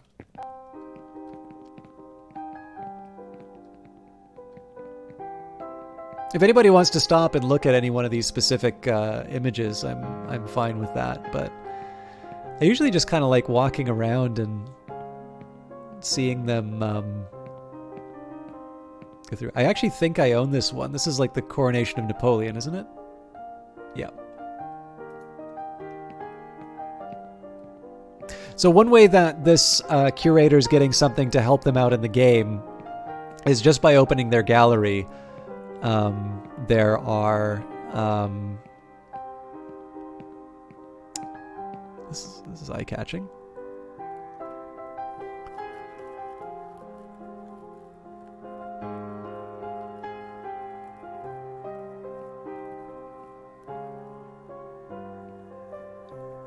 This reminds me a little bit of AI and the movie AI, and specifically the concept art that was in the.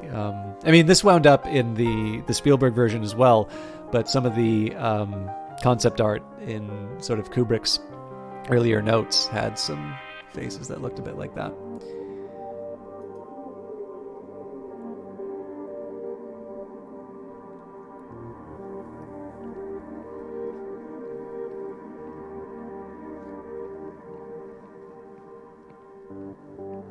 Oh, that's really late. Like, this is the thing. I obviously have opinions, and I've written articles which will have, to put it charitably, a different point of view. And I've certainly gotten the angry emails or YouTube comments, in response. And I've never felt the need to fall back on well, this is the valid interpretation. Like, defend what you wrote. Either you think it or you don't. And while I think, so like, obviously I don't think Jonathan Swift is advocating that people actually eat babies, but, have some conviction behind what you wrote. Like, when, that we already have sort of an overdeveloped takes industry. People definitely feel a need to have an opinion on just about everything. And I think it would be very helpful if people could... Hello. This is not a human being, but don't want to be rude. Mind you, that's a wave goodbye. Yeah, like, it's... I don't know, like, stand up for what you're saying. I mean, if nothing else, too... I really wish that we could just get to a point where people can admit that they were wrong, right? Like, you know what? I really thought that this game was about this, and now I know better. I'm sorry. Or don't even say I'm sorry. It's like, you know what? I felt this at the time. Information has now told me that, like, I've now realized better, and had I known this at the time, I wouldn't have had the opinions that I did. There's lots of different ways that you can say that. And like, what's the shame? Like, does anybody really walk around with the illusion that another person has all the good ideas all the time? Like, what are you really gaining by pretending that, oh yes, I actually knew all along? But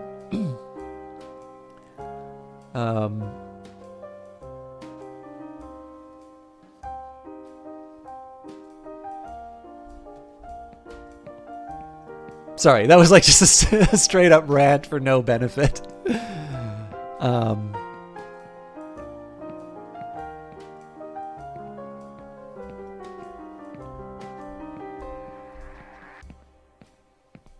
There's a lot in here. Oh, this is a nice one.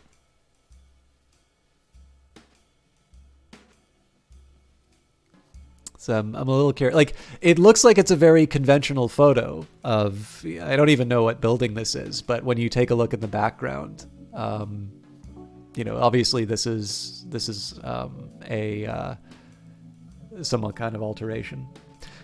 So Elminster, basically this game is kind of like either Minecraft or any sort of crafting. I'm not going to say survival crafting because there's no survival element to this, but basically this is all about building galleries, finding art that you're interested in. There's a little bit of an AI that will, pick some things that you might be interested in. I already have this, but, it's not surprising that it picked the creation of Adam because you all know that I'm a bit of a stick in the mud when it comes to very old-fashioned and stodgy, stodgy images.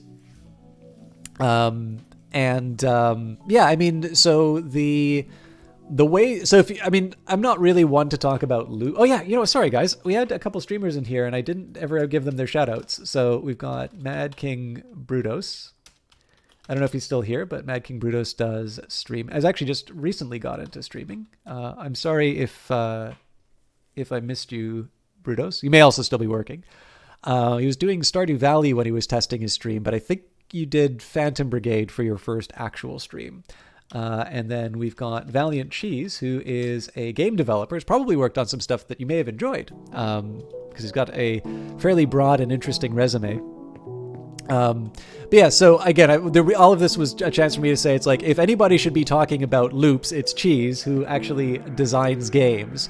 But basically the idea here is that you build an art gallery with the in-game currency called cubes. You earn cubes by either opening your gallery to AI to watch, or NPCs to sort of view the exhibitions. You can also earn cubes by having a gallery that has people come in and buy art. So you have a small incentive to show things that people find interesting.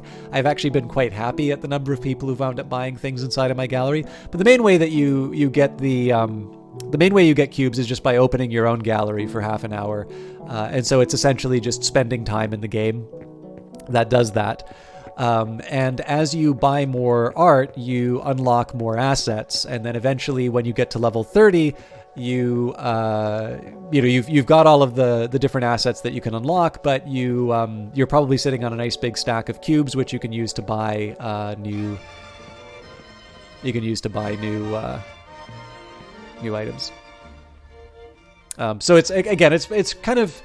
It's leaning into a lot of the things that I think most people really like about the crafting games. It's a chance to build things and show something off.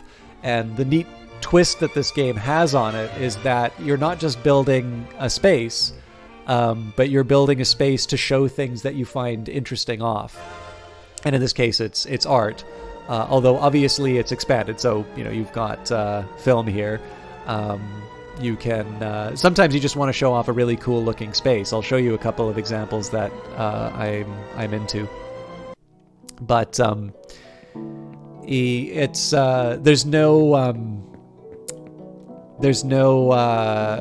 no bad guy. There's nothing that's going to be chasing you, or there's no bazooka button, to my tremendous disappointment. So yeah, I don't know. It would be, the survival half of the equation, I really do think, is the thing that is making these games. I think that's the thing that's really making these games kind of tear up the Steam charts. Whereas the constructive side is interesting, but it's maybe not enough to sustain it for everyone. But I would definitely say that people who kind of like building stuff.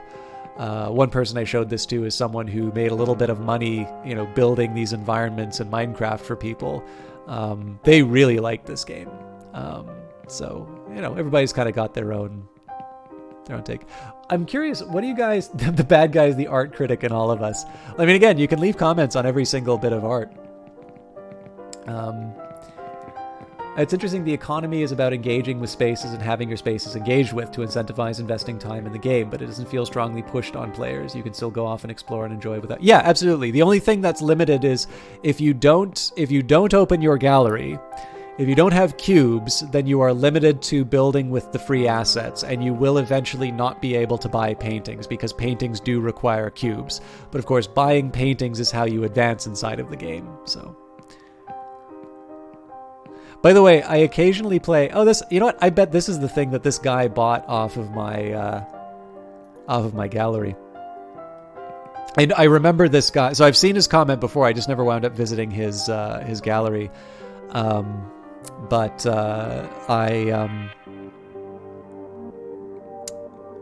I did want to catch up on all the people who I'd visited. How about the palette of free assets? Pretty limited, if I'm honest. So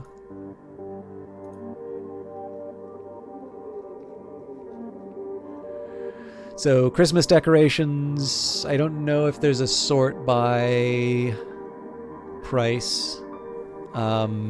Reception area, walls, ceilings. I mean, some of the assets are very inexpensive. So 25 cubes, 88. But I don't know. If I want to put if I want to have a DJ booth, that's going to cost me 12,000. Even the toilet that I put in place is. Now again, I've got 2 million, so it's not, it's not like, it's not the end of the world to wind up with some extra cubes. But yeah, I think the best thing I can say, like, to me, the thing that's interesting about this game is building and buying art. And so my usual routine when I was doing a little bit more building in this game was I would open the gallery for 30 minutes and I would build some stuff. And then while I was, I just let the NPCs would walk around while they're, while I'm building, and when the time came, I would just reset it. Like I tend to find the earning cubes part of things to be pretty minor. Like this is about the most that you need to do to earn cubes in terms of your material. But I mean, the other example I would give would be the second gallery that I had. Absolutely none of the assets inside of that that sort of secondary gallery I was showing you, I didn't pay for anything in that. One thing I wanted to mention too, this is terrible, but I've talked about this game before, but where like you come up with stuff which is like super pro and super elite, and definitely art galleries remind me. So like, one of the things is using the army to advance your career, or owning an old car and working on it yourself. If you're super poor, you do that. If you're super rich, you do that. The middle, not so much. And for me, something super pro and super elite to me would be going to buildings with pictures of naked women on the walls. The difference, being the nature of the establishment. This is apparently at least part of it was the gallery of nudes.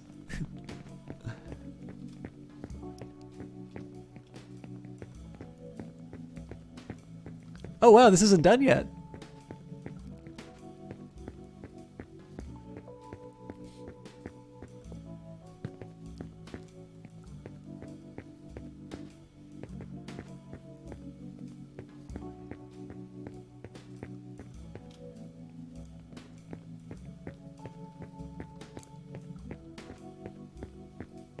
I really like how organized all of this stuff is.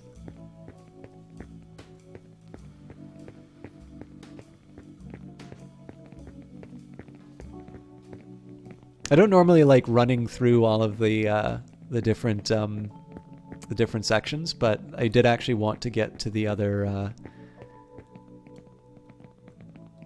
I did want to get to the other visitor, so I might have to stop by here again. Because there's a lot.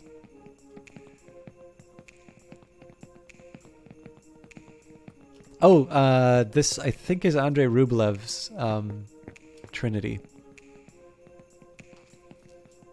I've been wanting to get that for a while.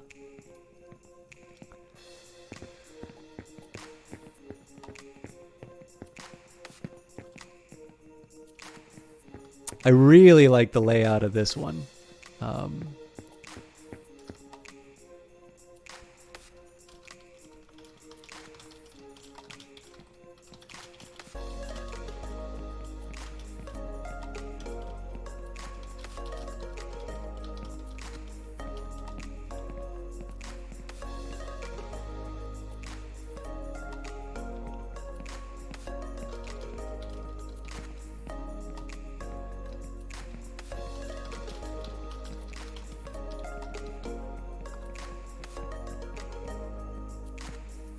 So this is my usual routine. While my So there's two things that I'll wind up doing inside of the game. I'm actually going to take a minute to head back to my own gallery. So the NPCs are the ones that visit when you open the gallery. The people who buy the art. So the NPCs will drop off the cubes for visiting. So that's reliable income every time you open your gallery. The people who buy the art are actually people visiting your gallery and buying the art. I've got 8 minutes left on this one. So like Alejandro's gallery, when I bought the Trinity painting or the icon, or no, I guess it's a painting. It's not really an icon. Maybe it's both. That player is going to see a small amount of cubes that come from my having bought something inside of their gallery. So all of these are bots. You can usually tell them because you can sort of see through them. The other players just have sort of movement patterns. I don't know if any of you guys have played the game Spy Party, but Spy Party is all about moving your character in a way that is consistent with the AI. So you can usually tell if there's another human being. Also, I mean, it's pretty quiet right now, but there is kind of like an active... chat sort of going on. So... but I do have a few minutes before I open up my own gallery again. So here, I had another player who stopped by. So usually if I'm not building inside of my own gallery, I'll just hit random and start checking out some new, like some other galleries. And every once in a while, if somebody stops by, I'll check out their gallery. That seems like a nice thing to do. But whenever I do visit another gallery, I usually I always open it because it's nice for somebody to have some extra cubes to look at and work with. But I will also try and write a comment, unless it's like something that's obviously brand new, at which case, if I don't have anything to say, then, I'm not gonna force it. But where are we? 8 ball.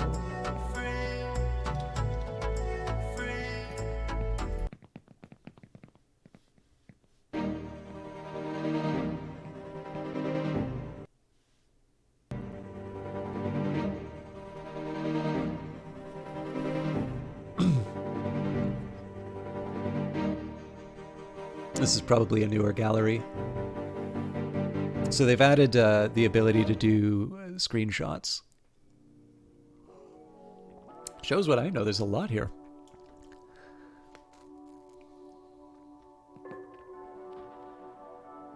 Have a good night, Elminster. This is a really neat effect.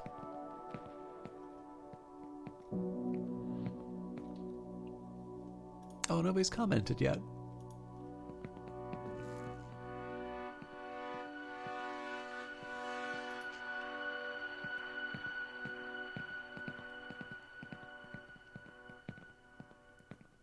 I'm always impressed by these galleries. One of the challenges I run into... By the way, I never really quite got Still Life, but then I saw a bunch of them in Montreal. So, especially, like, I always just kind of assumed that the partly peeled orange... I'm just gonna adjust that. I always thought that was just showing off.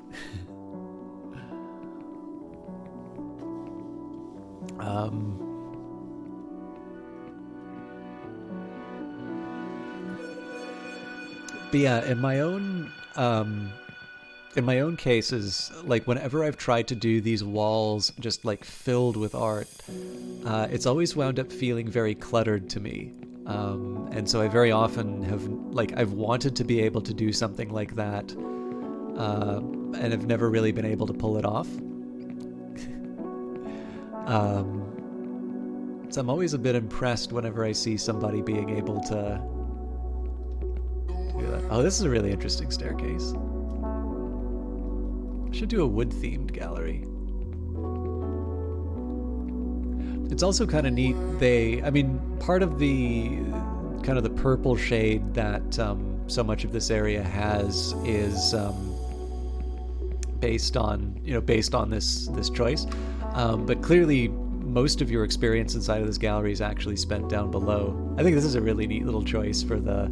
I actually originally tried to do something similar with these lights, and I couldn't quite make it happy. But basically, make it look more like a light tunnel rather than the ceiling. So this is cool. They pulled off something that I sort of blew it for. I am a little curious. I don't normally like doing this, but I want to see if there's any secret rooms we haven't noticed yet.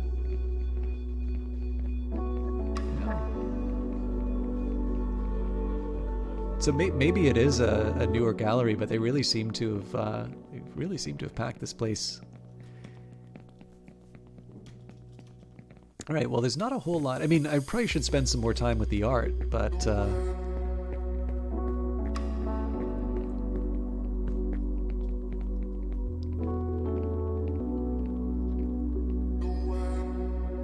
Oh yeah, I looked at this one. I don't think I ultimately decided to buy it once upon a time. Screenshot. Is this one of your works, Valiant Cheese, when you were building your own engine?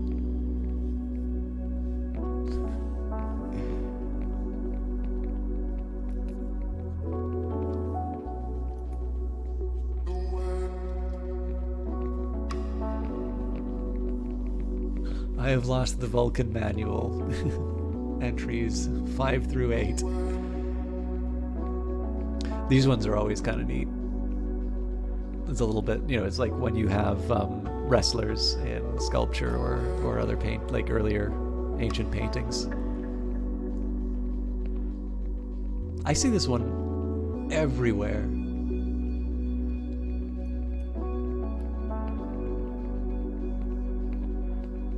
This actually might have been one. If he just bought these. So the ones that he might have bought from my gallery are this one. He bought 2, so some of these he's probably already familiar with, but either this one, this one.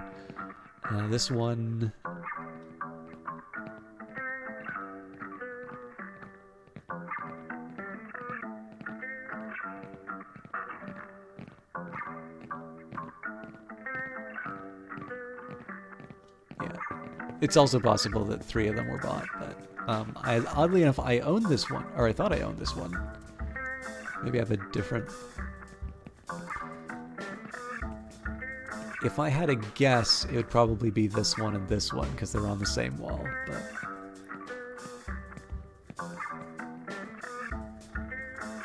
oh no, I don't think you did, Valiant Cheese. If you want, you can put it inside a chat, or you can send it to me on Discord if you'd like. All right.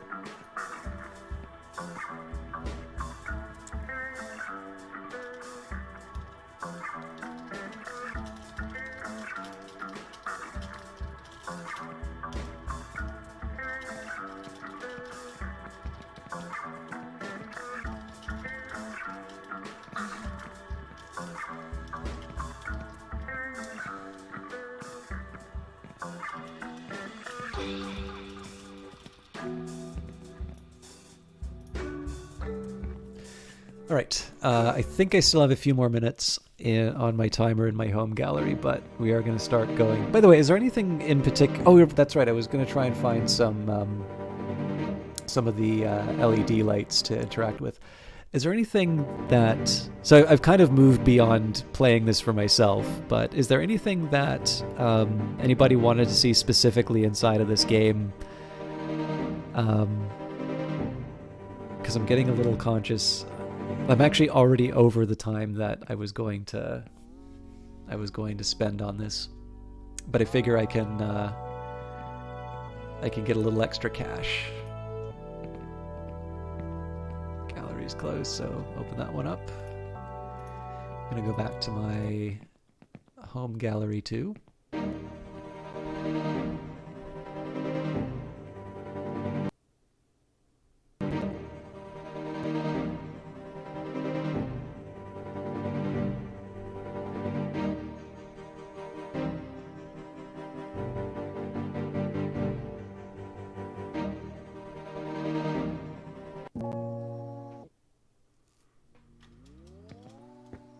Now, I thought I turned... No, there it is.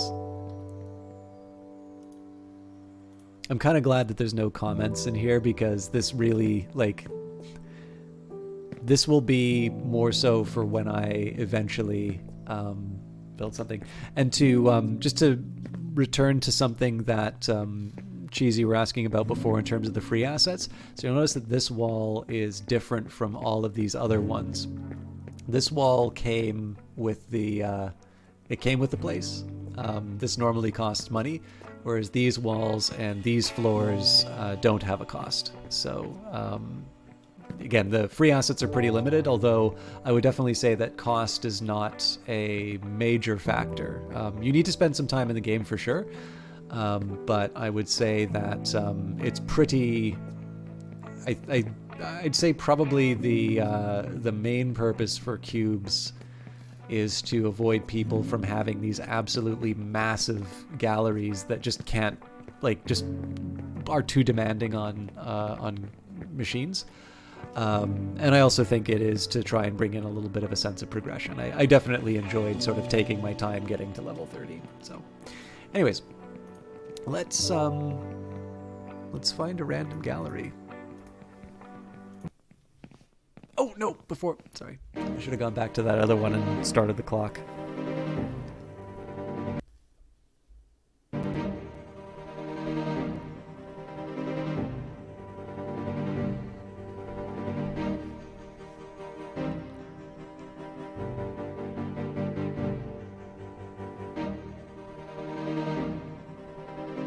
I wonder if I can bring this up on my mobile. I've never heard that ramp up to the music before. It looks like this is a brand new gallery, so...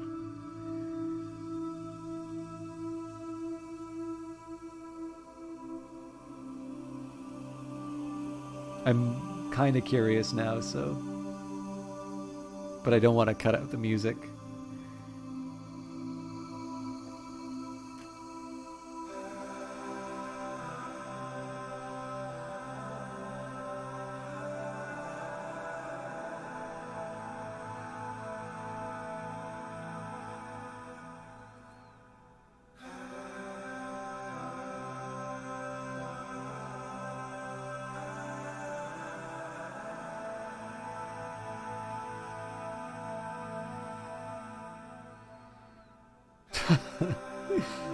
Yeah, this definitely looks a bit like some of the stuff I've seen inside of the inside of some of the paintings here. You used to think about it most days. You wish you'd got a higher res screenshot because you'd like to make it your desktop background. Yeah, so this is a this hasn't been touched at all. This is the gallery that you start off with. At the very start of the game. So you'll notice, like when you compare this to my little alternative gallery, actually maybe it's not exactly the same because I don't think I see the smiley face anywhere. But you know, you've got all the boxes and whatnot. But if you remember what my other... Oh, there's the smiley face. Never mind. If you think about what my place looks like, you know, yeah, the walls are higher, but this is that wall, and then I've got like a couple up there. All I really did to that particular gallery was you know, just put up some extra walls and get rid of the orange paint. Yeah, so not a whole lot to see here. I'm just going to take a quick minute and stop by the other gallery. And I will do my best to try and find some LED lights for you to see, because there are some people who do some really interesting things with those. But I not only is this stream going later than I'd intended, but I'd actually I was planning on starting to do some stuff at 7. So it's your main gallery, the doorway that you view the white painting through, where the original doorway is. I think it might be, actually. So the way we could tell that would be... I'm trying to pick up the cubes, but this is somebody else's. So this is close to the default gallery, so if we just take a look at where that is in relation to... Yeah, it's pretty close. I wouldn't say exactly. I think it might be a little bit further away, but I wouldn't be surprised.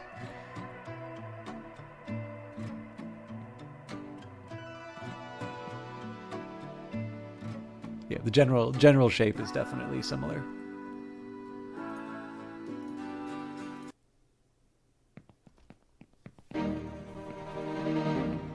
Did I just wind up going to my test gallery?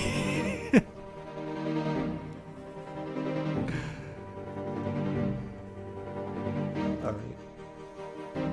Not exactly the place I was planning on.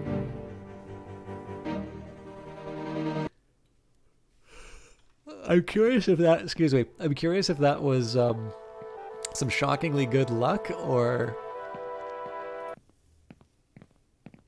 Oh, you know, it's possible. Yeah, so maybe the list isn't being generated, so it's just defaulting to the last place I went to. That's probably what's happening. It's not impossible for me to wind up in... There we go.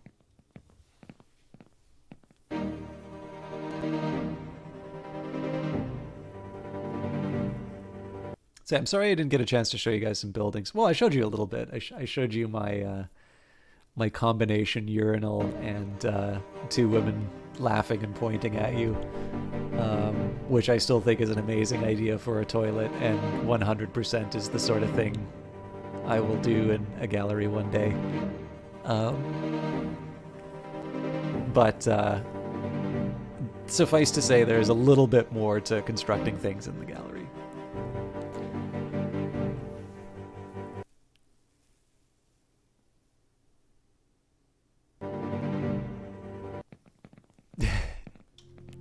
Oh, the owner's probably home. Yep, if it's open for 21 minutes.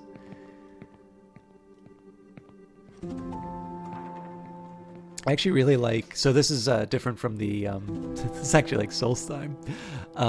This is different from the default background. I really liked, there's a series of these that people do where it looks like you're outside.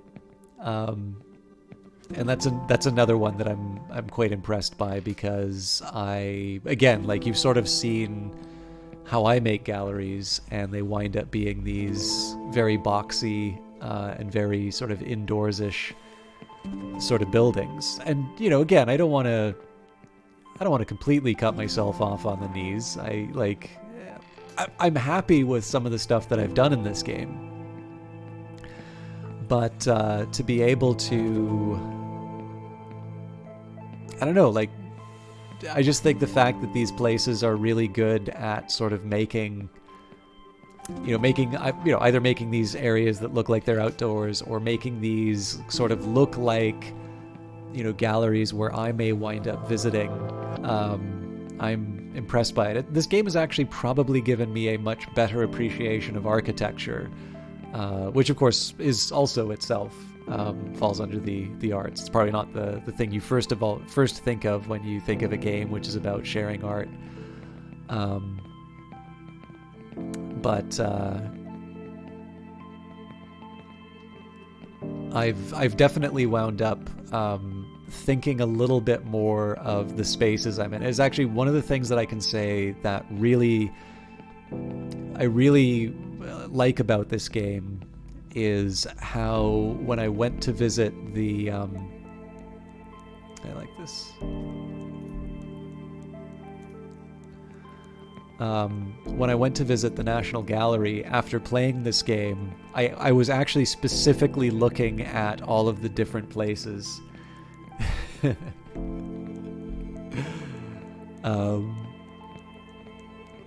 don't know if I should repeat what Valiant Cheese said for posterity, but in response to the art that I just bought, what a square.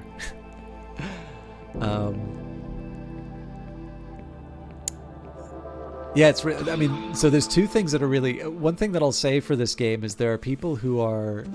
even this one, right? The way that they were able to sort of get these different sized paintings lined up in an interesting way and still be able to have the small little entry here. I really like... Oh, I didn't know this was Paul Klee. Are these all? No, okay. It's like, it can't be. I'm not like, when I say I don't know anything about art, that's not 100% true. Obviously, I've been able to mention a few names on this, but I still can't tell you the major significance of a lot of these. This is I would not have guessed this. This is the title.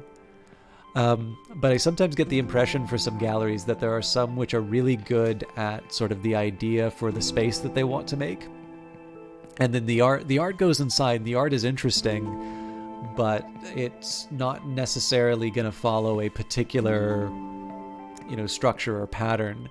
I really feel like this one has created a really interesting space to exhibit the art in. And but on top of that, like it's definitely also picked a particular style of art, and it has presented it in a really interesting way. So this is I think this is one of the rare examples. And again, this isn't a disrespect to any of the other galleries that I visited either today or previously, but like this gallery really stands out in the fact that it was sort of able to do both. Like it's made this space, but behind it, it's also kind of, I have an idea about what art this curator finds interesting, and I feel like they've presented it in a way that really highlights it. To an extent, it feels like you're free to curate the architectural elements as much as you're curating the artwork. Absolutely. And I mean, it's really clear in some of the galleries that people have a greater interest or a greater talent for one or the other. And sometimes when you see galleries like this, you get a really great example of someone who's talented and has a real eye for both. Like I really wish I could make spaces like this. Even when I play something like The Sims, my houses tend to be very efficient. It would be a very a very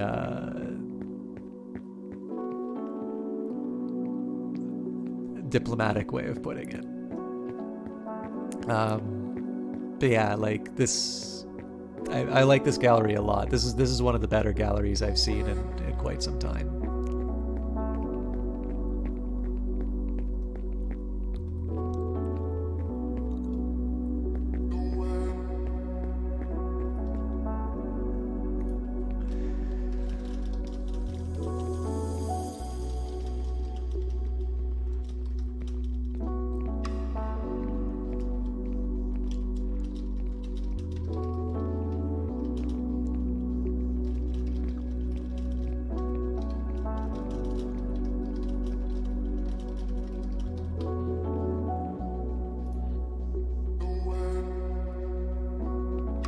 No, sadly I didn't. I can actually find out if they're here just by looking at the chat. So it turns out they're not, but then again, the way that I tend to play this too, right? I'll either open it up and work on my own gallery, or I'll open it up and check out another location.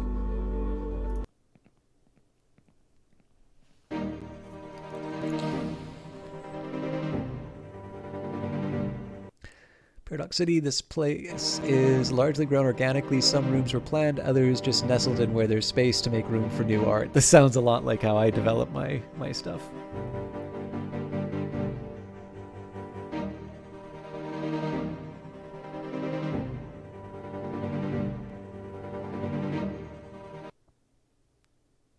Oh, this is going to be another huge one that takes forever to load, isn't it?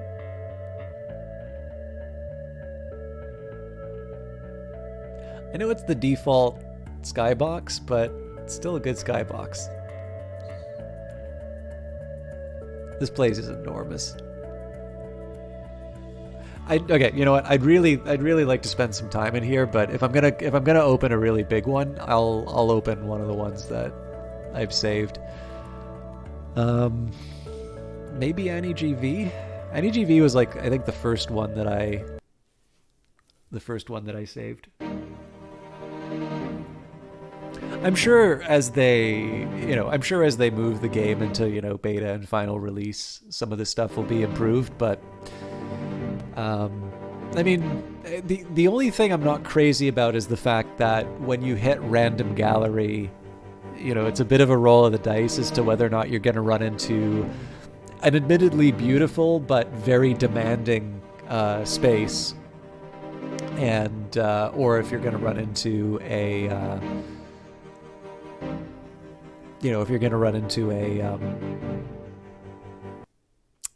something that's a little bit more.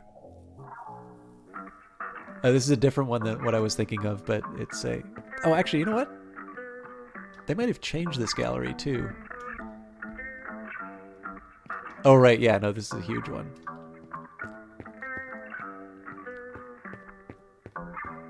Okay, let's try something.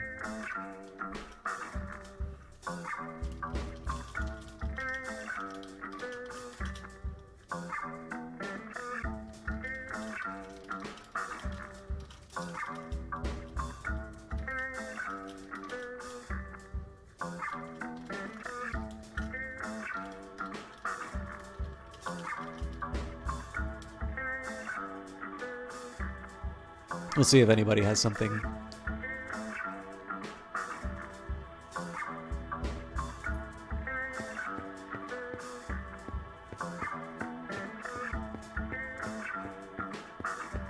Sadly, you cannot play with the chess pieces.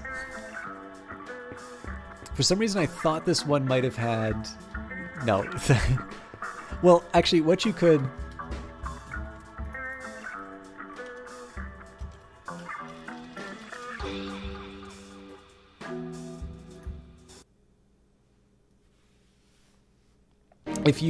If you had, so you can give someone permissions to move stuff around in your gallery. So in theory, you could give someone the permissions, and then you would just play the game by moving the pieces yourself.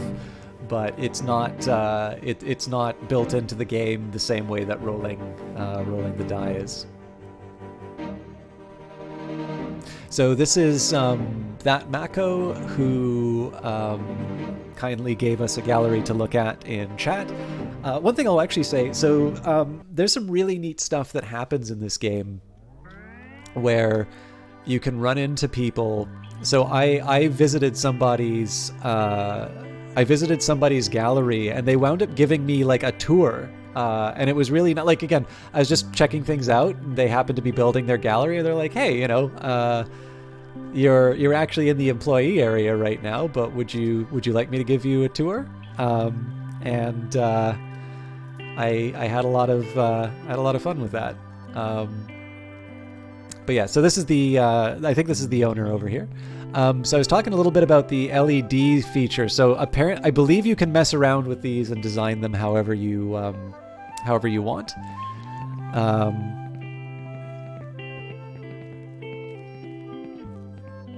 Apparently that is how you can get dick pics in the game. I think they're... Oh yeah, they're getting rid of all of the floors. I'd love to feature...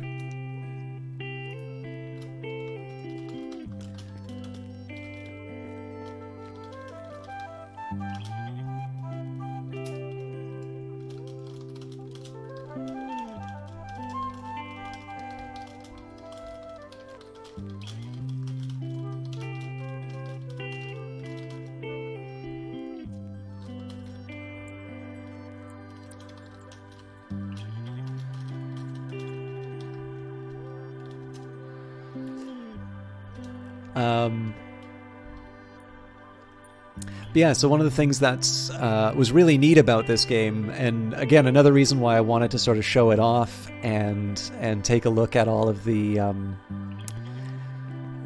take a look at all of the things going on in the game, is because my experience of this, of just like visiting random environments, has usually resulted in things like I run into this place that looks like a little bit like a subway, and then somebody says, oh, you're in the employee area, would you like a tour? And yeah, they did this as well. I don't see this very often, but I'm glad to walk by real men walk on water. Yeah, this is actually a really neat choice to put all of the area in water. I did have a little confusion in terms of where I was supposed to go. I mean, the game gives you boundaries to bounce up against, but it's neat. I really like these. We saw these floors before. Oh, this is a neat one. Run by 1994. Remember Rwanda. Interesting. So they've done another good thing here. Remember how we were talking about how trying to put, trying to show small works in an interesting way is a tough thing to do. So in this case, there's this nice little enclosed space, and you're able to kind of come up front with in this case, Corvid 20. I'm assuming there's probably some a specific choice to put the Raven and the Memorial for Rwandan Genocide over there. This game is too rarely covered. It's nice to find content. Actually, the funny thing here, Krusty Boglin, I like playing Occupy White Walls quite a bit myself, but I don't, I don't actually do Canadian Gundam. I play it rather than stream it. That's also because I don't necessarily have any gift for designing galleries. I'm really enjoying this one. But actually, one of the things I particularly like too is just the choice of some of the works along with the neon. Even little details too. Like, I have no idea how intentional this is, but when the choice of this frame and the fact that the light kind of bounces off of it looks really good. But yeah, so because I don't have any particular skill or talent for the game. I don't cover it all that much, but I did have. I really just wanted to do a small little stream where I was showing people a game that I enjoy sort of hanging. I enjoy hanging around in. I think all of these are probably going to be developed. I'll wait for that Mako to start waving their arms furiously at me to stop moving. Hey, thank you very much for the follow. But yeah, I mean, part of the joy of this game is. Oh, I really like this. I really like this stairway idea.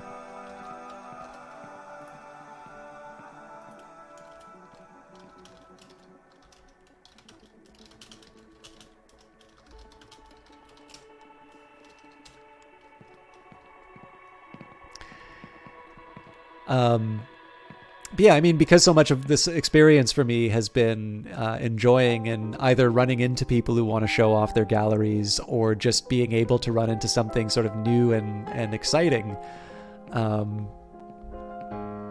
It seemed like a good choice. Again, for those of you who maybe came a little bit later, it was the chance to see the V-Tran, Victoria Tran, now of Inner Sloth, but formerly Kit Fox fame, doing a stream of Slime Rancher and how much I wanted to play Slime Rancher after watching her play it, and just generally enjoying her viewers' company really sort of motivated me to do this particular game. Krusty Boglin says, I see your point over the building part, but there are wild places out there to discover that would make for great streams. I agree completely. Oh, hey, this is that was the favorite artist of the very. Like I said, one of the other things I really liked was just being able to share this game with a friend and find out about their favorite artist. Because now every time I see that work, I really like just learning a little bit more about someone and being able to run into their just have that little bit of memory.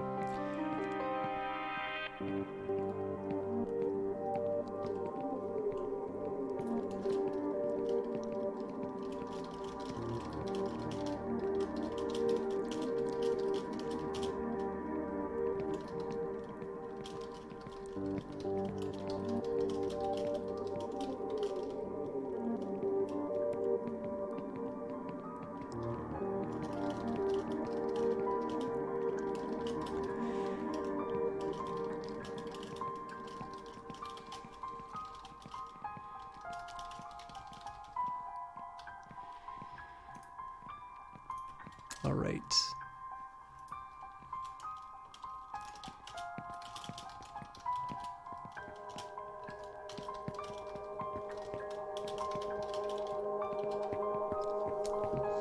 So I'm just going to take a quick second here and make a note of this gallery so I can visit again.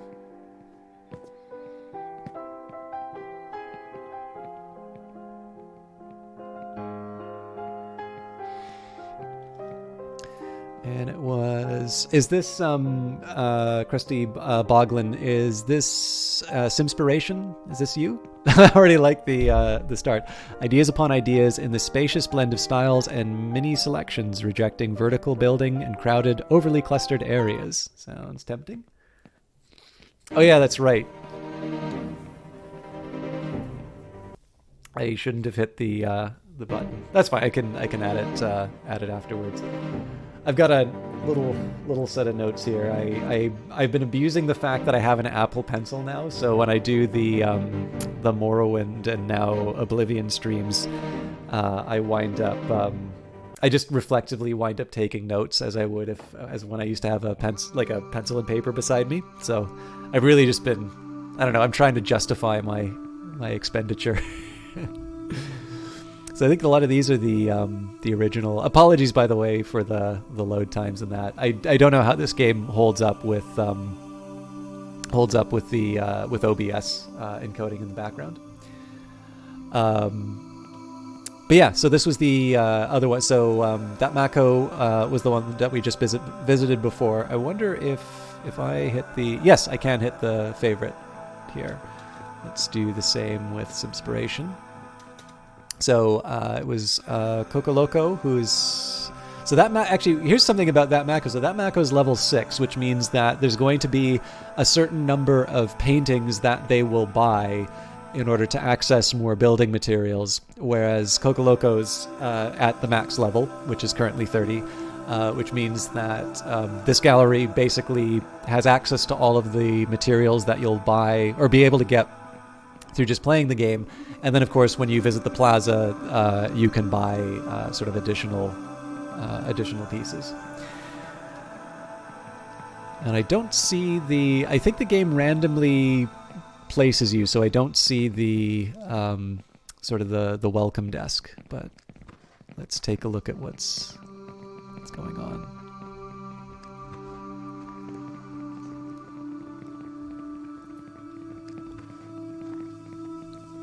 Some of these... This is actually another really interesting thing that I've noticed on certain types of painting.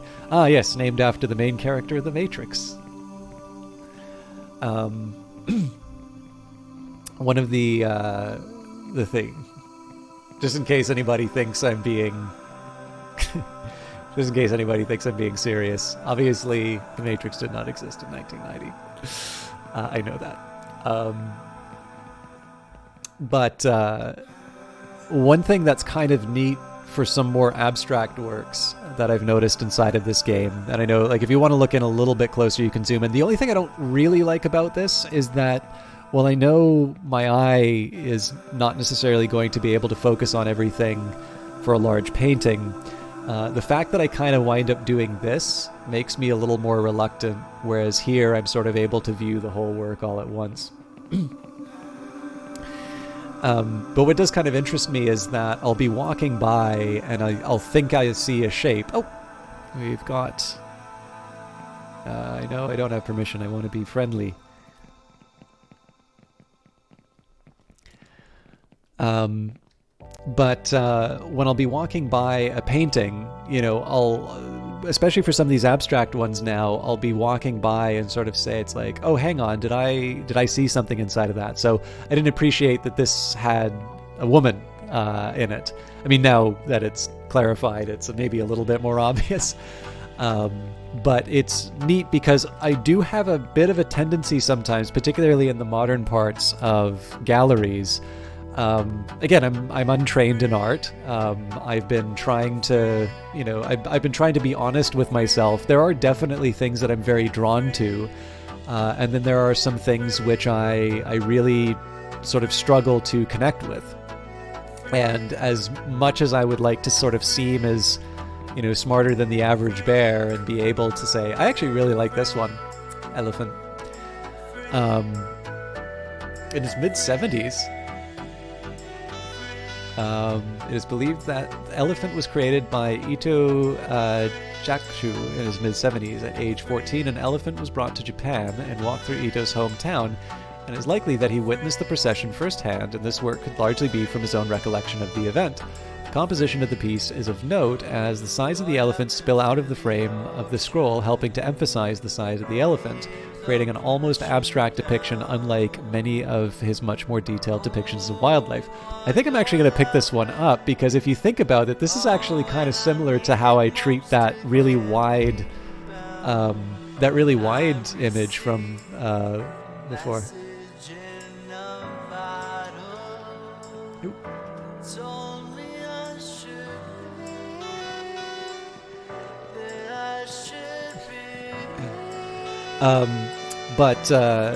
Anyways, yeah, so I try to be honest with myself in terms of what I encounter. If it's in the National Gallery, chances are it already has sort of this external validation in terms of it being an important or respectable work. But one thing that I do think is kind of neat with Occupy White Walls is I will be walking by an image, and either because it's hard to see, actually this is kind of neat to see all the bears, or was there? Okay, sorry, there's more than, I thought there was more than one bear. But I'll wind up sort of thinking, I'll wind up sort of seeing something that I might have passed by, and warranty is void if seal is broken.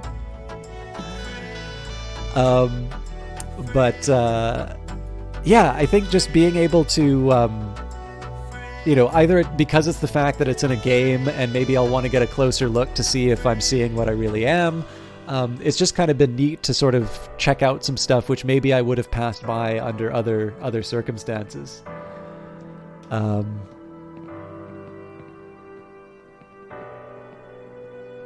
I don't know who this is. Commissioned in 1910 by avant-garde art magazine publisher Edouard Cosmac.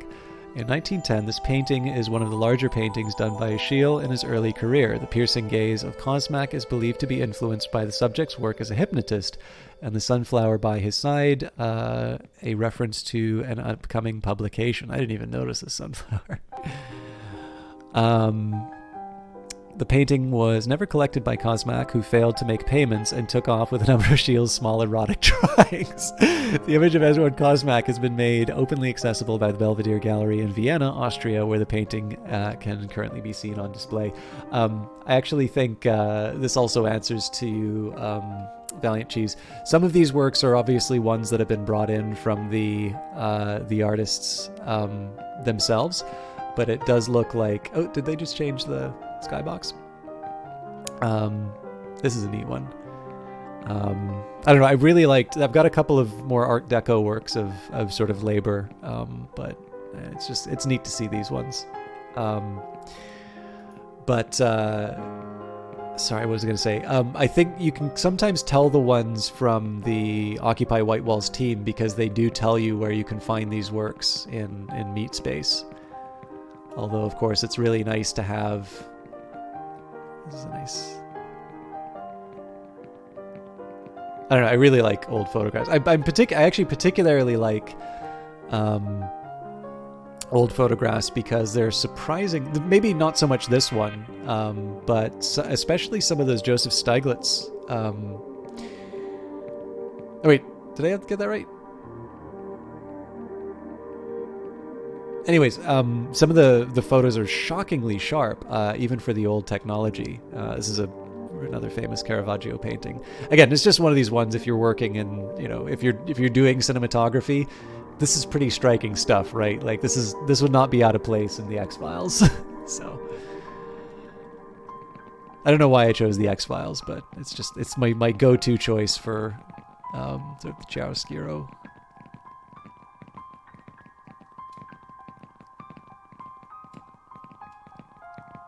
So every once in a while you'll see teleporters in these galleries. This just gives you a chance to move on to others. Oh, those of you that saw The Librarian, this is another one of his works.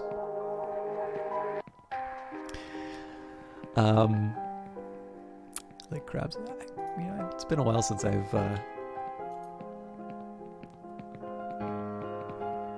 Oh, sorry, I wasn't paying attention.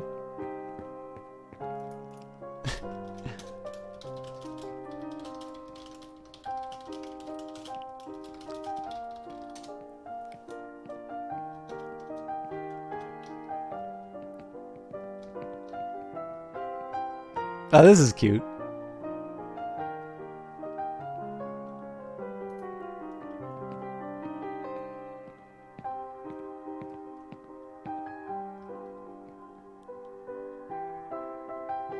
Oh, this is wonderful.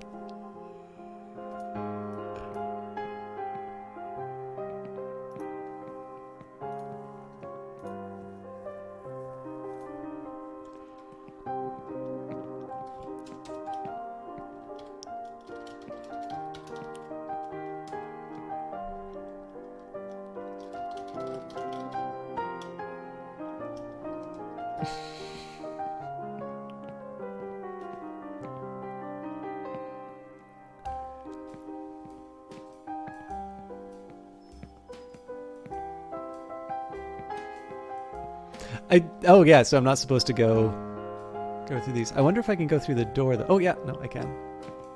Yeah, I was gonna say, like, I'm assuming this is a choice, but you can see specifically which ones are. You should be able to flip between the two paintings. So Jenna and yeah.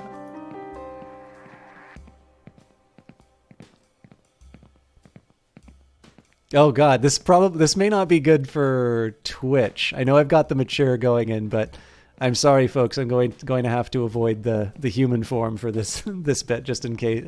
I will try and get some clarity from Twitch as to what's permissible in that sense. I think as long as it's not the focus, but I have a feeling that this is one of these things that that people will might have a problem with.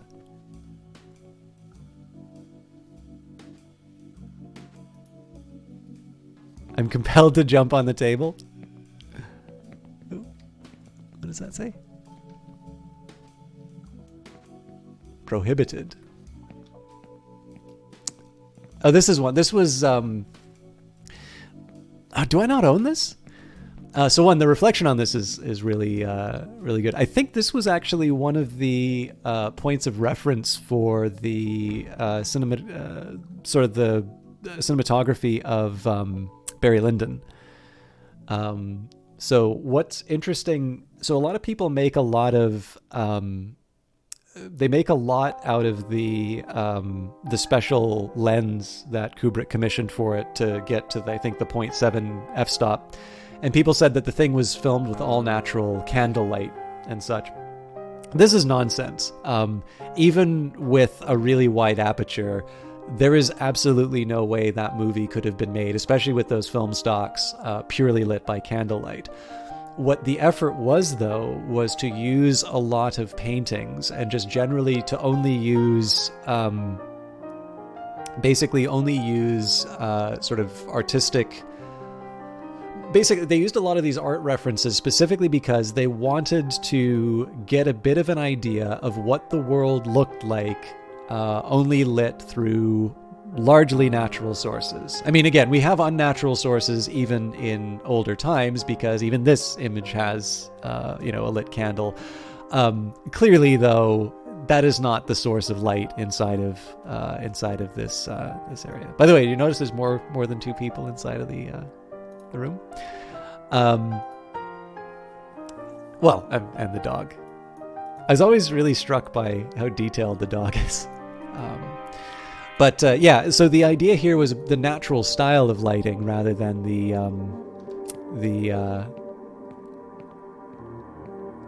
rather than any particular. Wait, did I just get trapped in?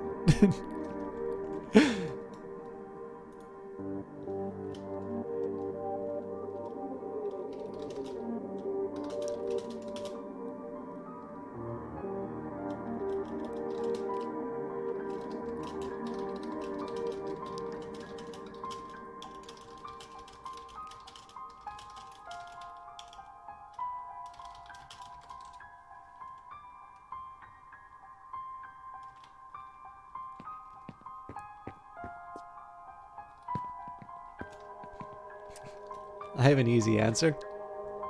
Zip.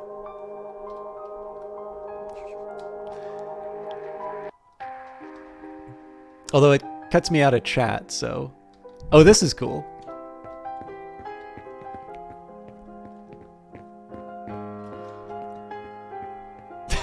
Wouldn't know about that. Can't quite make out the reflection. I do not believe it is the painter that's visible. There's a lot of stuff here that I haven't seen before. And I really like, I mean, as you guys kind of got from the tour of my own gallery, I really like it when people play around with their galleries and mess around with stuff. I have not seen this one before. This is wild. But yeah, I don't know. I like it when people are playing around a little bit with their galleries and making you doing.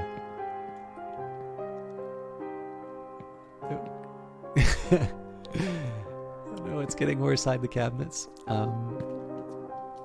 Drat.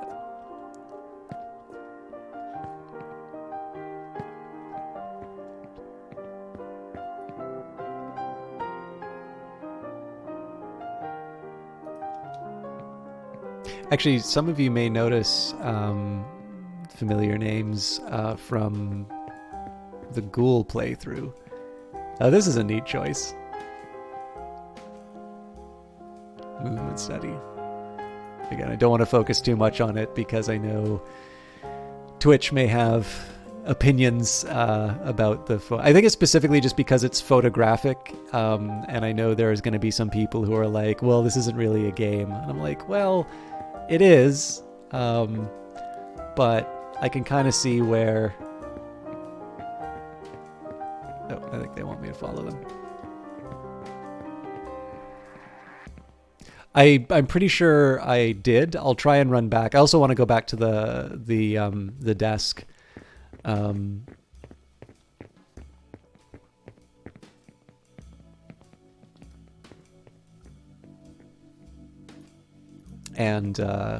leave some comments. I'm definitely going to come back and sort of check it out on myself when I know I'm not broadcasting, but...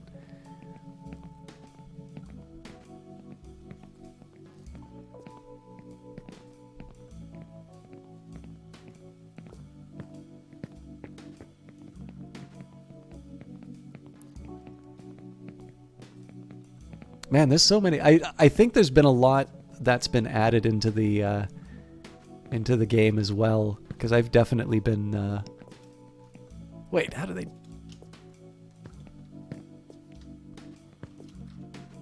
Oh.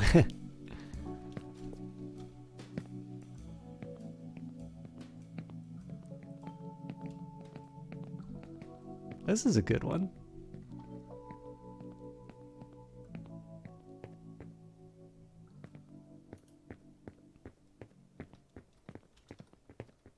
It's neat that they're keeping those walls up to keep me from taking the shortcuts too.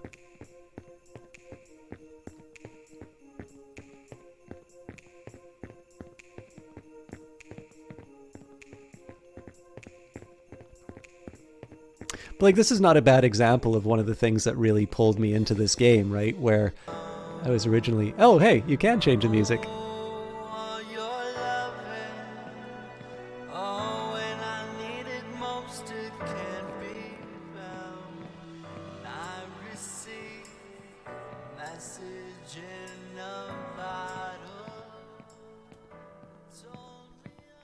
But yeah, so, you know, I kind of started off running around doing my own thing. And we've kind of let the owner decide the order in which we'll see things. And it's one thing to be able to sort of look at these spaces that people have designed. Obviously, part of the appeal of being able to build all of this is to be able to show things off in the way that you're interested in. I will try and be slightly strategic in the camera angling, so it doesn't qualify as focusing on the offending material. Again, I don't want to make too much of a deal about it. Some of these are really neat, though. So the what was I going to say? but every once in a while, so like one appealing thing about building a particular gallery is to sort of direct people to this, I'm going to call this one's for Johnny. You know, I'll take the dogs playing poker.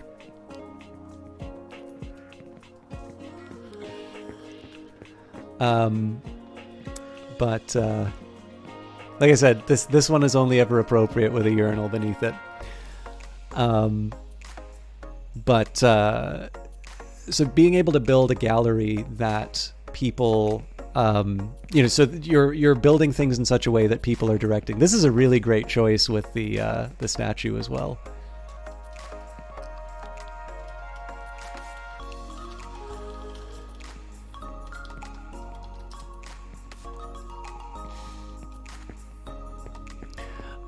But the other thing that's appealing is to, you know, to run into people with their,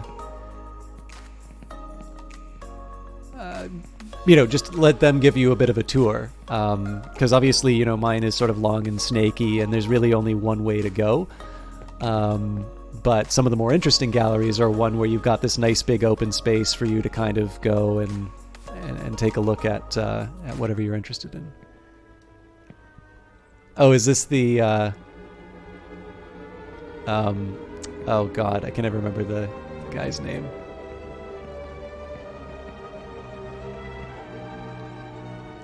Agnew Clinic. I haven't seen this one before.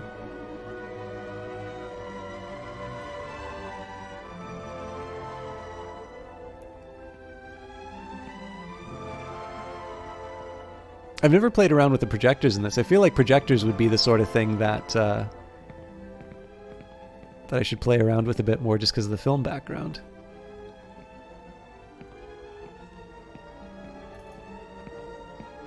Can't remember whose stream it was, but one recently where somebody was talking about snails being the first animal that humans farmed. I said that's nothing. They're first animals we painted playing poker. Were they? Snails? I feel like I'm missing something out of that. Oop.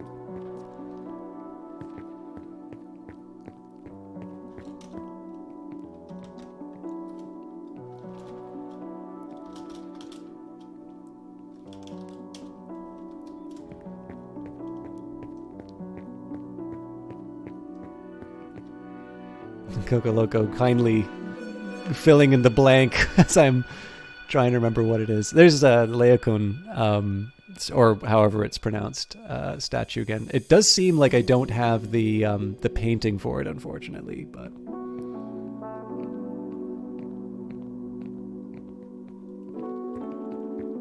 oh, right. Well, I mean, you've also got the slugs, and I feel like you can take the snails and put them into hive time, and you can, you know, the slug Casablanca moment can lead to maybe a small gambling ring with the snails. Oh, this is a cool choice.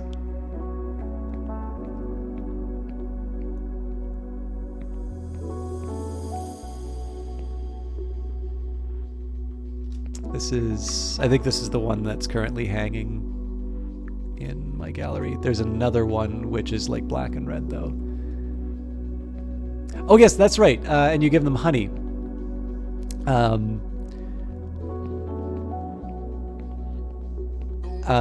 yeah, so we can have the illegal poker game.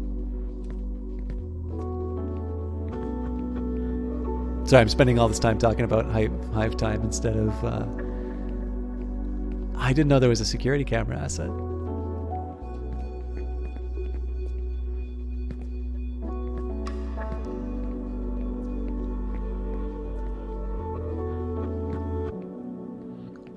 By the way, I will confess some annoyance at...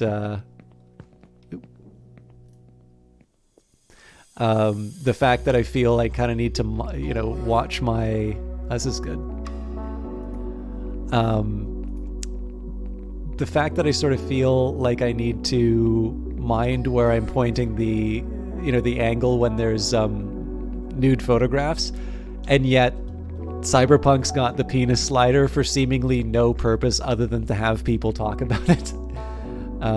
It is, I don't know. I think that's, I mean, it's Twitch, right? I gotta do what they say, or at least what I think they're trying to say. But it is still a very weird set of priorities that they seem to have.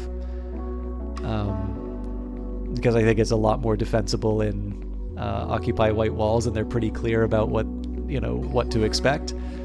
Whereas I still don't really know why that's in Cyberpunk. Oh, here we go. Santa in New York. In this festive task, find Santa in his gray, foggy surrounding to complete my first try at an enigma. Ah, yes. I'm now an hour past where I needed to be.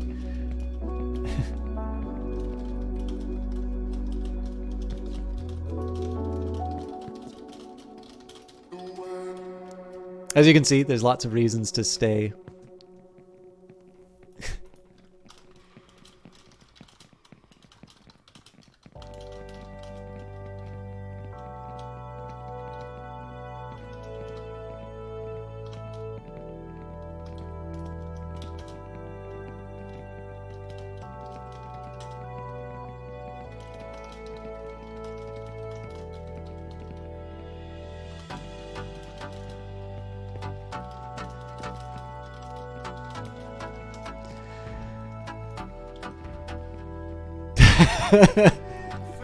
Oh no! All right.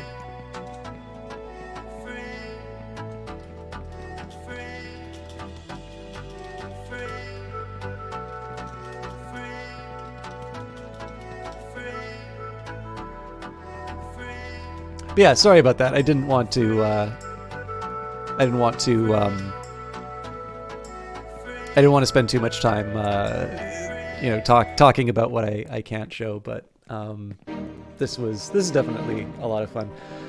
The only thing I regret is I didn't get a chance to show any of you building, although in that previous gallery you certainly got a chance to see how you can you can build around your guests if you want.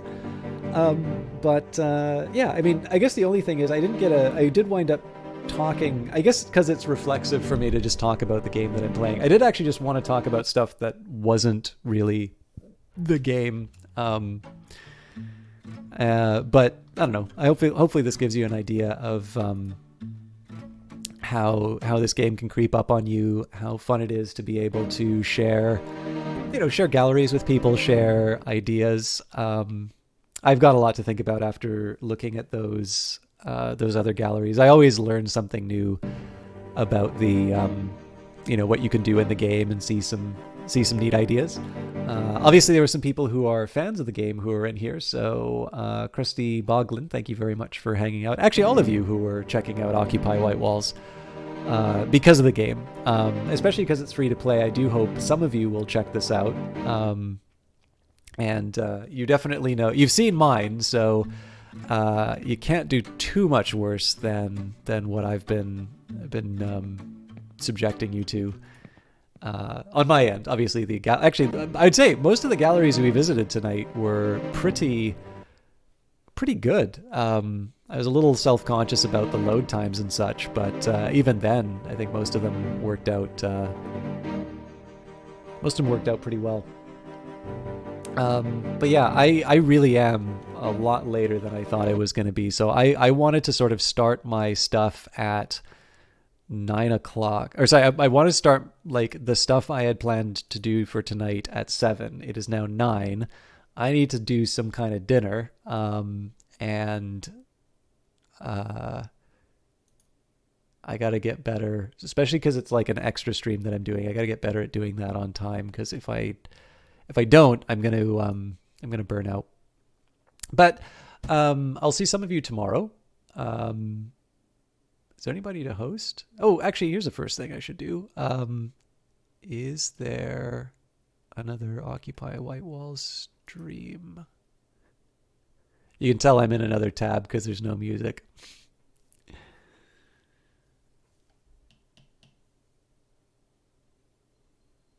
Yes.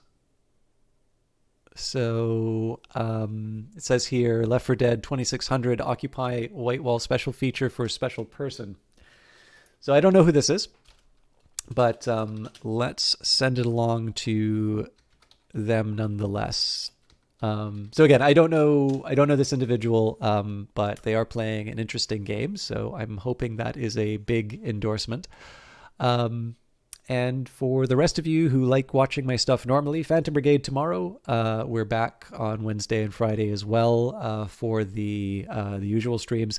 And I will just briefly mention that I am planning on doing some Oblivion, which I realize is probably the point I will break with a lot of the Elder Scrolls fans. But I'm going to do more Elder Scrolls. However, this will also be the first test to see whether or not the copywritten parts of the game will prevent me from being able to broadcast it. So it's possible that Tuesday's broadcast may be, might have some Twitch specific problems with it, but it will be up on YouTube for sure. And I do know not all of the episodes. It seems specifically to be the title music that's messing it up. Yeah, no problem at all. And actually, Krusty Boglin, I should let you know that Valiant Cheese both streams on their channel and is in fact an indie game developer. So you'll probably like that. Phantom Brigade technically is an indie game because Brace Yourself is independent, but that's probably not what you're thinking of. But yeah, I like to think I do a fairly healthy amount of handsome indie game developer. How could I have avoided that? He also streams with a camera. So you can, whereas my, stunning appearance is left to the imagination of a viewer. Valiant Cheese actually has the courage and the webcam to display themselves to the world. But yeah, so the Monday, Wednesday, Friday as usual. Tuesday, I will try to do that Elder Scrolls episode. Again, the YouTube thing won't be a problem. But I did record a vodcast for Twitch, which will hopefully work, but just a heads up that may have some problems with it. And I am going to you'll notice this has been the first sort of special cast that I've done in a while. And it's mostly just because I've been having trouble finding the time to do it. But I will try to do more of these in the future. And that includes Occupy White Walls, as long as maybe some other games where I don't want to necessarily make a promise that I'll do them through to completion, but I just feel like, sharing a game for a short period of time. So have a good night, everybody. And please treat Left 4 Dead 2600 with all the respect and care that I know you're perfectly capable of. And I'm really just trying to filibuster my way to the end of this thing. All right, we're ready to go. Thanks, everybody. We'll see you next time.